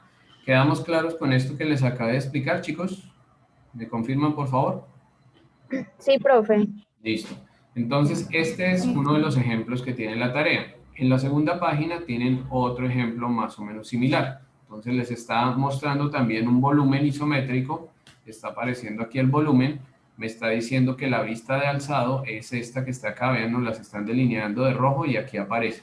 Porque yo estoy viendo este cuadro, que es esta pared que está acá en el fondo. Esto, a pesar de estar inclinado, a pesar de estar trabajándose inclinado, se va a ver como un rectángulo recto y lógicamente esto lo voy a tener de frente, va a ser un rectángulo recto que voy a visualizar acá. El volumen o la forma frontal, que para él la forma o la ubicación frontal es esta, voy a ver una L, digamos que una forma de L y una inclinación que es la que me da esta forma que está acá. Entonces sería como una L y un triángulo dentro de la L. Y la vista superior o la vista de alzado, que sería desde arriba, yo voy a estar viendo un cuadrado, que es esto que está acá, un rectángulo que va hasta acá y otro rectángulo que es esta bajante que está acá. Entonces por eso se las colocaron aquí con colores para que se entienda de qué manera va el ejercicio. ¿Qué es lo que ustedes tienen que hacer a partir de esto? Entonces la primera parte de la tarea es esta. Les colocan estos 3 volúmenes. De estos 3 volúmenes yo ya les hice un modelo de los 2 primeros para que los entendamos porque están como un poco enredados ahí, como difíciles de entender cómo es eso, para dónde va, para dónde coge. Y sobre esos ustedes tienen que sacar las vistas. Recuerden el orden de las vistas, las tienen que hacer en este orden. Lo primero que tenemos que dibujar es la vista de alzado, es decir, lo que en este caso va a ser la vista lateral. Después tenemos que colocar la vista frontal, que es esta que está de color azul, y por último tenemos que colocar la vista superior. Es decir, que si yo me voy a esto, tendría que hacer primero la vista del alzado, que es esta parte que está acá o estas caras que yo estoy visualizando desde acá. Después tendría que hacer la vista frontal, que sería esta forma que está acá. Y por último tendría que hacer la vista superior del objeto que yo estoy visualizando acá. Entonces lo mismo tenemos que hacer con estos objetos. Y ya para la segunda parte de la tarea está a la inversa la tarea, es decir, acá les colocan las formas o las vistas mejor y en el cubo ustedes tienen que armar la figura. Entonces ahí aparecen las dos opciones. Entonces voy a dejar de compartir pantalla un momento y les voy a cambiar la cámara para que ustedes vean un poco el ejemplo, cómo se trabaja esto. Listo. Entonces, chicos, ¿me confirman por favor si todos están viendo ahí la cámara? Lo que les estoy mostrando en este momento. Sí. Vale, entonces, ¿cómo es el ejercicio? El ejercicio, si de pronto no está muy claro, si de pronto ustedes me dicen, profesor, está muy enredado, ¿cómo es eso de las vistas? ¿Cómo es eso de las formas que se tiene que hacer? Entonces, imagínense que inicialmente su forma es un cubo, que es lo que nos está mostrando la segunda parte de la tarea. Incluso ahí desde el punto de vista que ustedes tienen de ese cubo, vamos a esconderle las letricas para que nos quede solamente la forma del cubo. Ahí, ¿qué vista están trabajando ustedes del objeto? ¿Están trabajando una vista isométrica? ¿Están trabajando proyecciones a puntos de fuga? ¿Qué están observando ustedes ahí de ese cubo, de esa figura que les estoy mostrando? ¿Qué están observando, chicos? Cuéntenme. Hable a alguien. ¿Qué están viendo ahí, chicos? ¿Están viendo qué?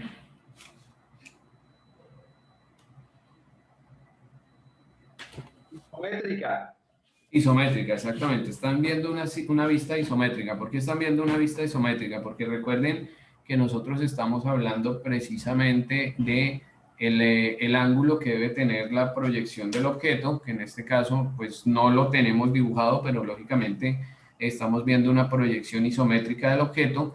Ustedes en este momento están visualizándolo desde arriba. Entonces, al visualizar el objeto desde arriba, ustedes están teniendo de cierta manera una proyección a 3 puntos de fuga. ¿Por qué? Porque están proyectando este objeto hacia este lado, están proyectándolo también por este lado y además de eso hay una proyección hacia arriba del objeto o hacia abajo, dependiendo cómo la quieran hacer.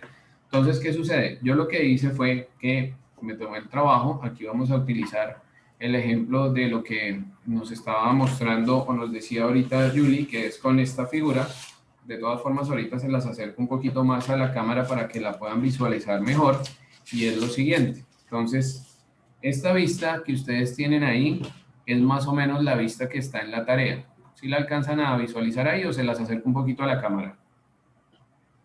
Profe, sí, si puede hacérquela un poquitico Vale, más. listo. Entonces, vean, aquí se las voy a acercar. ¿Sí la ven ahí, el volumen? Sí, profe. Listo, entonces si se dan cuenta, ¿qué sucede? Este es el volumen que está allí dibujado en la tarea. ¿Qué fue lo que yo hice? Cogí un cubito como el que les acabé de mostrar ahorita, que es un cubo de balso. Esto ustedes lo pueden hacer con icopor, lo pueden hacer con plastilina, con cualquier cosa. Arman el volumen, lo tratan de armar de esta misma manera y si se dan cuenta, les voy a mostrar aquí un poco más cerca. Si se dan cuenta, ¿sí ven que hay una cuadrícula dibujada? ¿Sí la observan, chicos? Sí, señor. Listo. Entonces, El objeto en la tarea está ubicado más o menos, a ver, está ubicado, creo que está ubicado en esta posición, si no estoy mal. Así es que está en la tarea, ¿no es cierto? Que está como hacia lo, o sea, Un poquito más así, ¿no es sí, cierto? pero lo tiene Bueno, más o menos así va el objeto. Listo. Esta que yo estoy señalando con el dedo, ¿qué vista sería? La vista sería de la alzado. frontal, no, Sería, no, la la alzada, lateral. Recuerden que la, para allá, para el ejercicio, esta es la vista lateral. ¿Qué quiere decir? Que cuando yo lo vaya a dibujar en la cuadrícula, tengo que la ver frontal. así, ¿sí ven? Así la tienen que ver. Bueno, aquí el corte no me quedó bien hecho, pero en este caso ustedes lo que van a ver en la vista frontal es algo así como esto. ¿Sí me hago entender? En la vista frontal, no, perdón, en la lateral. La lateral. Sí, señor. Listo. En la vista frontal, lo que él llama la vista frontal, esta es la posición en la que está dibujado. Esto es lo que ustedes van a ver en la vista frontal. Listo, van a ver, hagan de cuenta, se ve como una cuna, como un coche, como algo así, ¿sí ven? Por la forma que tiene. Y la vista superior que yo voy a ver del objeto es esta. Entonces voy a ver lo que tú decías ahorita. Si voy a ver la inclinación que él tiene acá atrás, mira que desde la vista superior se ve como un rectángulo pequeño. Aquí viene un segundo rectángulo, aquí viene otro, aquí viene otro. Entonces en realidad la vista superior del objeto se va a convertir en un rectángulo. Aquí hay otra figura de las que está en la tarea, es esta. Entonces se las voy a colocar en la posición que está allá, que creo que es esta. Listo, entonces vean, la figura está allí en la posición que está en la tarea, creo que está así. Un poquito más así creo que está. Listo.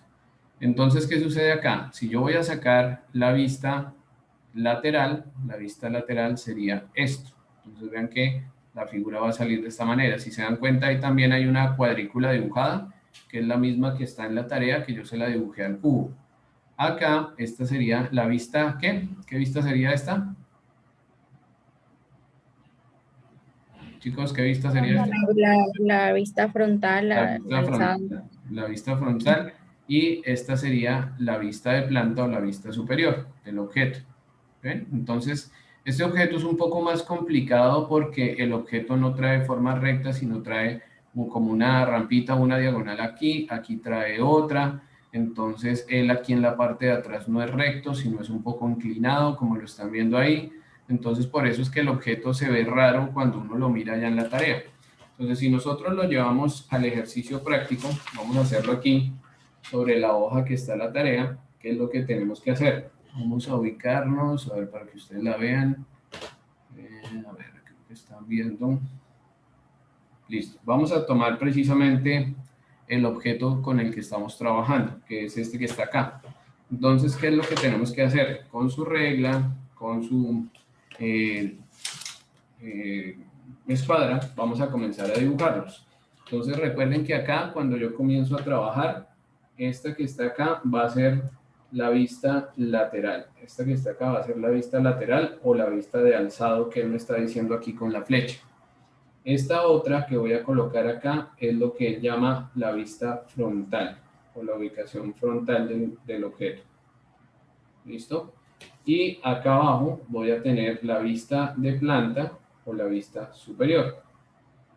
Entonces, si de pronto, como les digo ahí en la tarea está como difícil porque pues no es lo mismo imaginarse un volumen que tenerlo literalmente en la mano como lo estamos haciendo aquí con los cubos, va a ser un poco distinto. Entonces, si yo me voy, esta cuadrícula me tiene que servir para armar cada una de las vistas. Voy a armar esta vista de acá, que sería la vista lateral. Entonces, ¿qué tendría que hacer? Tendría que comenzar a utilizar la cuadrícula para armar la vista del objeto. Si no lo alcanzan a ver ahí, no se preocupen, ahorita de todas formas les voy a acercar la imagen a la cámara. Entonces siempre hagan primero el dibujo a lápiz, con eso si ustedes ven que llegan a cometer errores, los pueden corregir de inmediato y van haciendo entonces el dibujo o la forma de esta manera.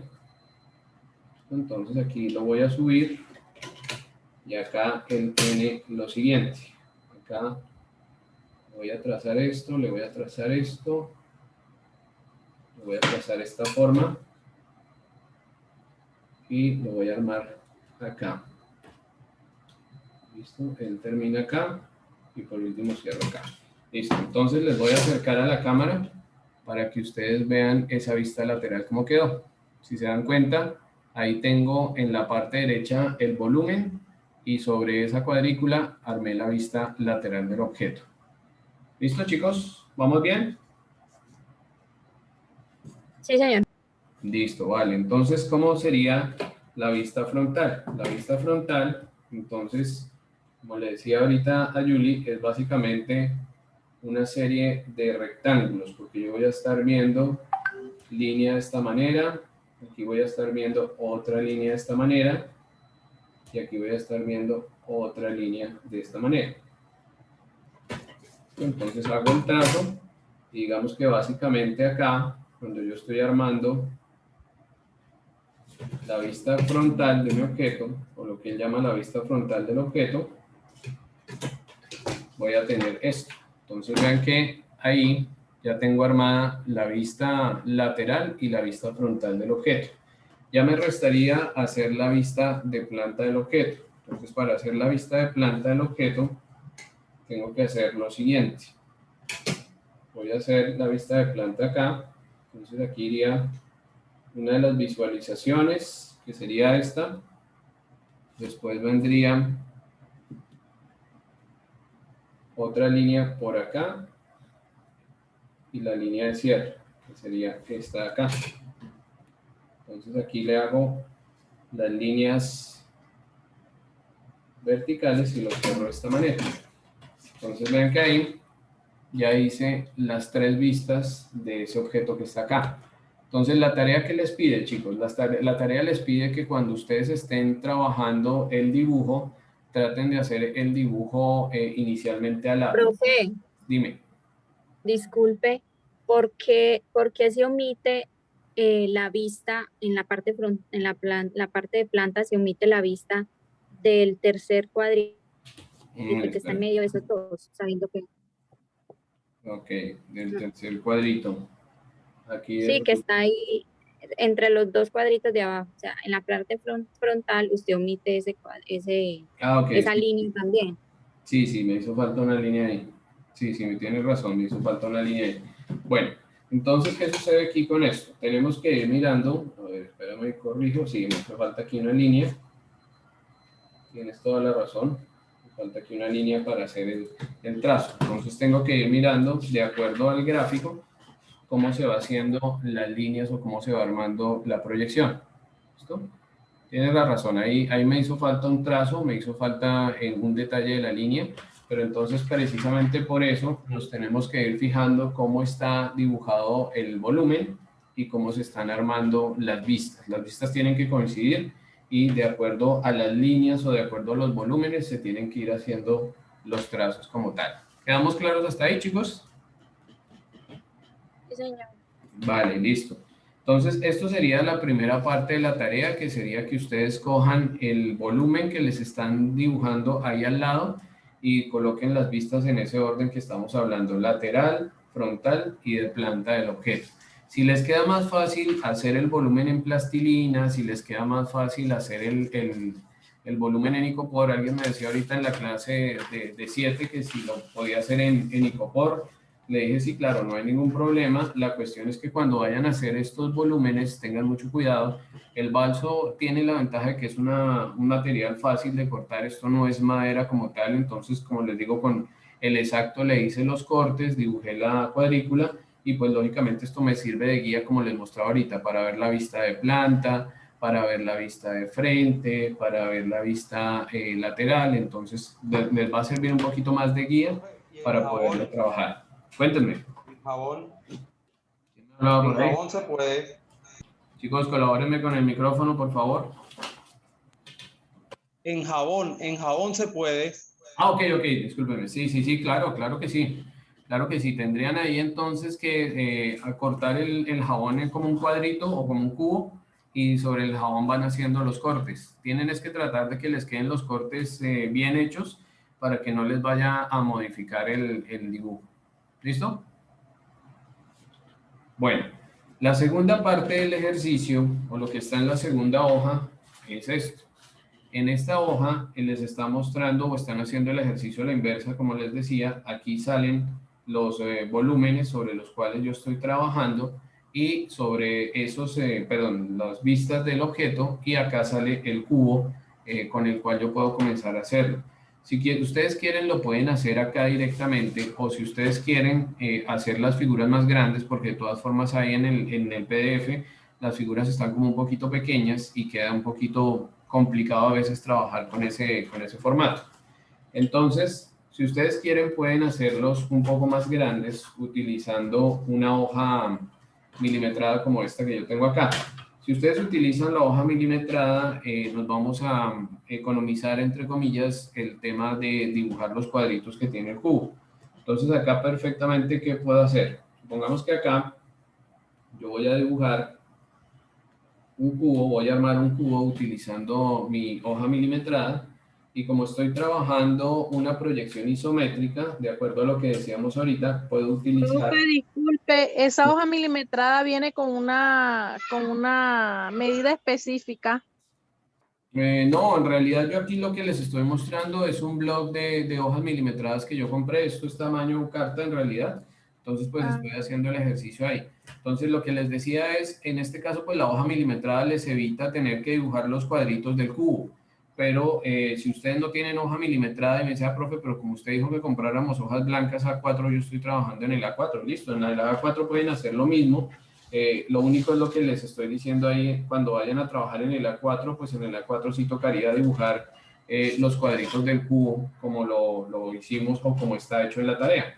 ¿Listo? Entonces, eso ya depende de ustedes. Entonces, acá estoy tomando una medida, estoy tomándole la medida para que el cubo me quede exactamente de 7 centímetros. Entonces, le estoy quitando lo que se me fue de más en la proyección para poderlo hacer. Entonces vean que aquí yo estoy utilizando mi tabla de dibujo, estoy utilizando la paralela que trae la tabla de dibujo. Mi profe, y si no tengo paralela, ¿cómo hago? Bueno, pueden utilizar una T, pueden utilizar otra regla. Lo importante es que cuando ustedes estén trabajando, en lo posible no se les vaya a mover la regla guía que están utilizando. Vean que la ventaja de la paralela, como yo les comentaba en alguna clase anterior, es que ustedes pueden ir moviendo la paralela y la van ubicando en el sitio que ustedes necesitan. Y pues aquí van a tener, o deben tener, la seguridad de que la imagen no les va a quedar mal. Entonces aquí sobre este, yo voy a armar la proyección, y aquí para cerrar el cubo en la parte de arriba, sigo trabajando con mis escuadras. Le voy dando entonces la forma y lo cierro. Listo. Entonces ahí armé el cubo.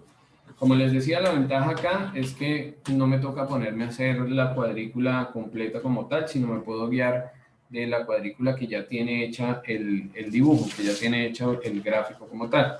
Entonces vamos a comenzar a dibujar cada una de las vistas. Entonces, de acuerdo a esto, arrancaríamos con la vista, o arrancamos con la vista de alzado o con la vista lateral. Entonces vamos a arrancar con esta vista de esta parte del cubo. Acá me está diciendo entonces básicamente que yo tengo que ubicarla más o menos por acá y por acá. Yo estoy trabajando aquí medidas y estoy trabajando con la regla de la T, y estoy trabajando aquí también con mi escuadra de 60 grados. Entonces me dice que en uno de los ejercicios, o una parte del ejercicio, me dice que esta vista va de esta manera. Me está diciendo que la otra vista, la que va de este lado, tengo que colocarla, la regla de esta manera, y comienzo a armar la vista por acá también. Entonces tengo que mirar, la proporción es igual. ¿Listo? Entonces él me dice que va un trazado por acá, va una línea que se levanta aquí. ¿Listo? Esta parte queda recta, o esta proporción queda recta, y después vuelve y baja. Supongamos que baja más o menos por acá, y cierra de esta manera. Entonces vean que acá lo que yo voy haciendo es que voy armando las vistas de acuerdo a lo que me va diciendo la tarea. Entonces lógicamente acá lo que tengo que hacer es armarle la proyección de la vista de planta. La vista de planta me está diciendo que esto lleva dos líneas que van de esta manera. ¿Listo? Entonces ya ahí tengo dibujado mi objeto o tengo dibujado el objeto con el cual yo estoy trabajando. ¿Listo? Entonces ya en este caso, con base en el ejercicio, que es este, utilicé entonces las tres vistas para dibujarlo sobre el cubo. De pronto hay algunos detalles que no me quedaron exactos porque pues ya cuando tengo la cuadrícula puedo comenzar a trabajar más detallada la forma de lo que va a ser el volumen. ¿Quedamos claros hasta ahí, chicos? ¿O alguna pregunta, alguna inquietud? Profe, yo tengo una pregunta, ¿con qué lápiz se trabaja ese? Lo ¿Eso se puede ideal trabajar? es que trabajen inicialmente con el lápiz 2H. Trabajen con el lápiz 2H el dibujo, traten de hacer el trazo suave y ya después de que hayan terminado el volumen, de que ya lo hayan logrado hacer, ahí sí toman el micropunta o toman el estilógrafo y hacen la delineación. Hacen las líneas ya marcadas directamente con el estilógrafo. ¿Vale, mi Lexi? Ok, profe, gracias. Listo, listo. ¿Alguna otra pregunta, chicos? Profe, ¿le puedo mostrar una de mis imágenes? Claro que Es que sí. tengo una duda. Claro que sí, cuéntame. Mire, esa creo que es la que usted está haciendo en este momento, que vendría siendo esta. No sé si usted lo alcanza a ver. Ok, sí, sí, sí, sí. Espere. Sí es esa. Sí. Pero entonces no sería, o sea, no está bien hecha, la No, mía. no, no, sí, así estás, así es, así es. Sí. Así es que Ok. va. Sí, así es que va. Así es que va, sí, sí, sí, es que yo me guié mal acá, porque lo que tú hiciste está bien. Lo que yo hice acá fue esto. Es que yo cometí el error de que la dibujé directamente sobre la cara, pero esta vista no va acá sobre la cara. Esta vista es lo que tú hiciste. Esta vista va por Mira, acá. esa línea que borró, profe, alcanza a verse un poquito en la parte de atrás. ¿Es que? Alcanza a ver esa línea, Ujú. alcanza a ver en la parte de atrás, en la parte anterior.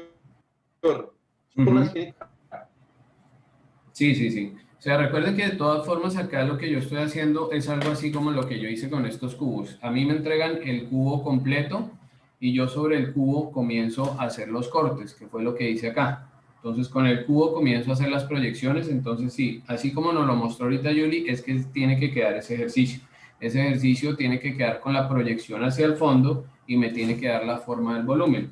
Estas líneas que yo tengo aquí de más, pues inicialmente eran las que tenía en el cubo, o las que tiene el cubo como Profe, tal, entonces el volumen queda diferente. Cuéntenme. ve el corte de atrás, el corte de atrás, inferior, La parte interior, inferior, ajá, donde termina, o sea, señáleme y yo le voy diciendo dónde. a ver, cuéntenme. Listo, ¿qué hago acá? Para uno poderle mostrar. Más hacia abajo, más hacia abajo. Más Del hacia otro abajo. lado, la otra parte, la otra parte. Acá. Exacto. La siguiente, ¿La qué? ¿La qué? la de bien atrás, el final del cubo. Ajá. Mira, la siguiente. La siguiente. No, no, no, hacia el otro lado. Hacia el otro lado, sí, acá. Listo. Ahí donde usted tiene el número 8, Sí. de ese punto hacia atrás del cubo debe salir una línea, que es la Ah, proyección sí, del claro cubo. que sí. Sí, señor. Tiene toda la razón. Ahí en este caso, tiene que salir, que creo que es el que aparece también proyectado, que es una línea que va por acá. Esta, ¿no es cierto? Y, Ahí. profe, y se supone que la ramplita también al final no debería tener también su línea. Claro que sí, aquí. Aquí y acá. Y esta línea Exacto. nos aparece. ¿Sí? Entonces todas estas líneas son líneas de construcción del cubo. Entonces, en realidad, la forma del volumen queda, así como ustedes están diciendo, queda esta que es la ramplita o que queda el desnivel, estas que son las caras rectas y esta que sería, bueno, la proyección que me había faltado ahí con la observación que hace Javier. Perfecto, así es el trabajo, chicos. ¿Vale? ¿Quedamos claros hasta ahí, chicos? Sí, profe. Listo, perfecto. Entonces, chicos, antes de irnos un par de cositas. Me preguntaban que hasta cuándo se puede entregar este trabajo. Este trabajo, la idea sería que ustedes hagan todo lo posible por entregarlo antes del viernes por tarde de esta semana que comienza. Ustedes son los que deciden cómo quieren entregar el trabajo. El trabajo lo pueden entregar, si quieren, acá sobre el PDF, sobre la tarea que está en la plataforma, pero como les decía, aquí como los espacios, las cuadrículas son Queda un poco. como muy reducido, profe, o sea, Exacto, exacto. Sí, es que el espacio es muy reducido, los cuadritos son muy pequeñitos, en cambio si las hacen así grandes como la acabé de hacer aquí en la hoja milimetrada, pues se se va a ven poder aún mejor, van a poder ustedes trabajar la proporción de la imagen y todo lo demás. Entonces ustedes señor. son los que deciden. Lo importante es que sea cual sea la forma en la que hagan el trabajo, recuerden limpiar bien los trazos, después pasarle bien la línea con el estilógrafo o con la herramienta de tinta que utilicen. ¿Vale, chicos? Ok, profe, gracias. Listo, vale, chicos. Gracias a ustedes. Entonces, por favor, estén pendientes de eso. Como les decía ahorita al inicio de la sesión, una vez terminemos este ejercicio, de todas maneras, yo ya mañana o el lunes estoy abriendo tema de semana número 7. En el tema de la semana número 7 tienen que trabajar sobre un plano de un colegio, hacer la ruta de evacuación. Entonces, ahí está la información, igual que en este tema. Cualquier duda, cualquier inquietud me escriben al correo o me envían la información con Yuli a través de WhatsApp, lo que quieran saber acerca de esta temática y de todas maneras miramos que ya ustedes me habían dicho que si había forma de hacer una sesión adicional porque pues dentro de la programación esta sería como la última sesión sincrónica, pero miramos la opción dependiendo si conseguimos el aula y si la universidad no lo autoriza, una sesión de Zoom donde despejemos las últimas dudas y hagamos como el cierre del curso. ¿Les parece? Ok, Ok, profe. Listo, profe. Listo. Entonces, les comunico a los chicos en el grupo que tienen plazo más tardar hasta el viernes para entrega Sí, de semana sí, 6. por favor, no solamente este trabajo, sino todos, porque yo ya necesito sacar notas y cerrar con ustedes. profe, Listo. yo tengo 2 salas ilimitadas de Zoom, como igual va a ser algo extraoficial de la universidad, las clases. Sí. Si nos coordinamos, yo las pongo a disposición. Ah, bueno, listo, listo, vale, perfecto. Eso lo estamos hablando ahí por el grupo. De todas maneras, pues a mí me toca sentar el presente que vamos a hacer esa clase adicional y pues si lo podemos trabajar sobre la plataforma de la universidad, mejor. Con eso también queda registro y eso. Pero gracias, Javier, por el ofrecimiento. Listo, chicos, prendamos las cámaras y tomamos el capture de la clase de hoy. Listo, vale. Listo, Javier, gracias. Geraldine. Ya, profe. Espérenme, no, todavía no. Aranza, Kelly, Rosa, Javier. Ah, Javier ya está aquí. Ciro, ¿tienen cámara, chicos? Bueno, listo. Miremos a la cámara a la 1, a las 2 y a las 3. Vale, chicos, muchas gracias. Entonces estamos hablando ahí por correo y cualquier duda a la Bueno, hora. profe, gracias. Vale, chicos, Hasta buena luego. tarde. Todos. Bueno. Chao, chicos.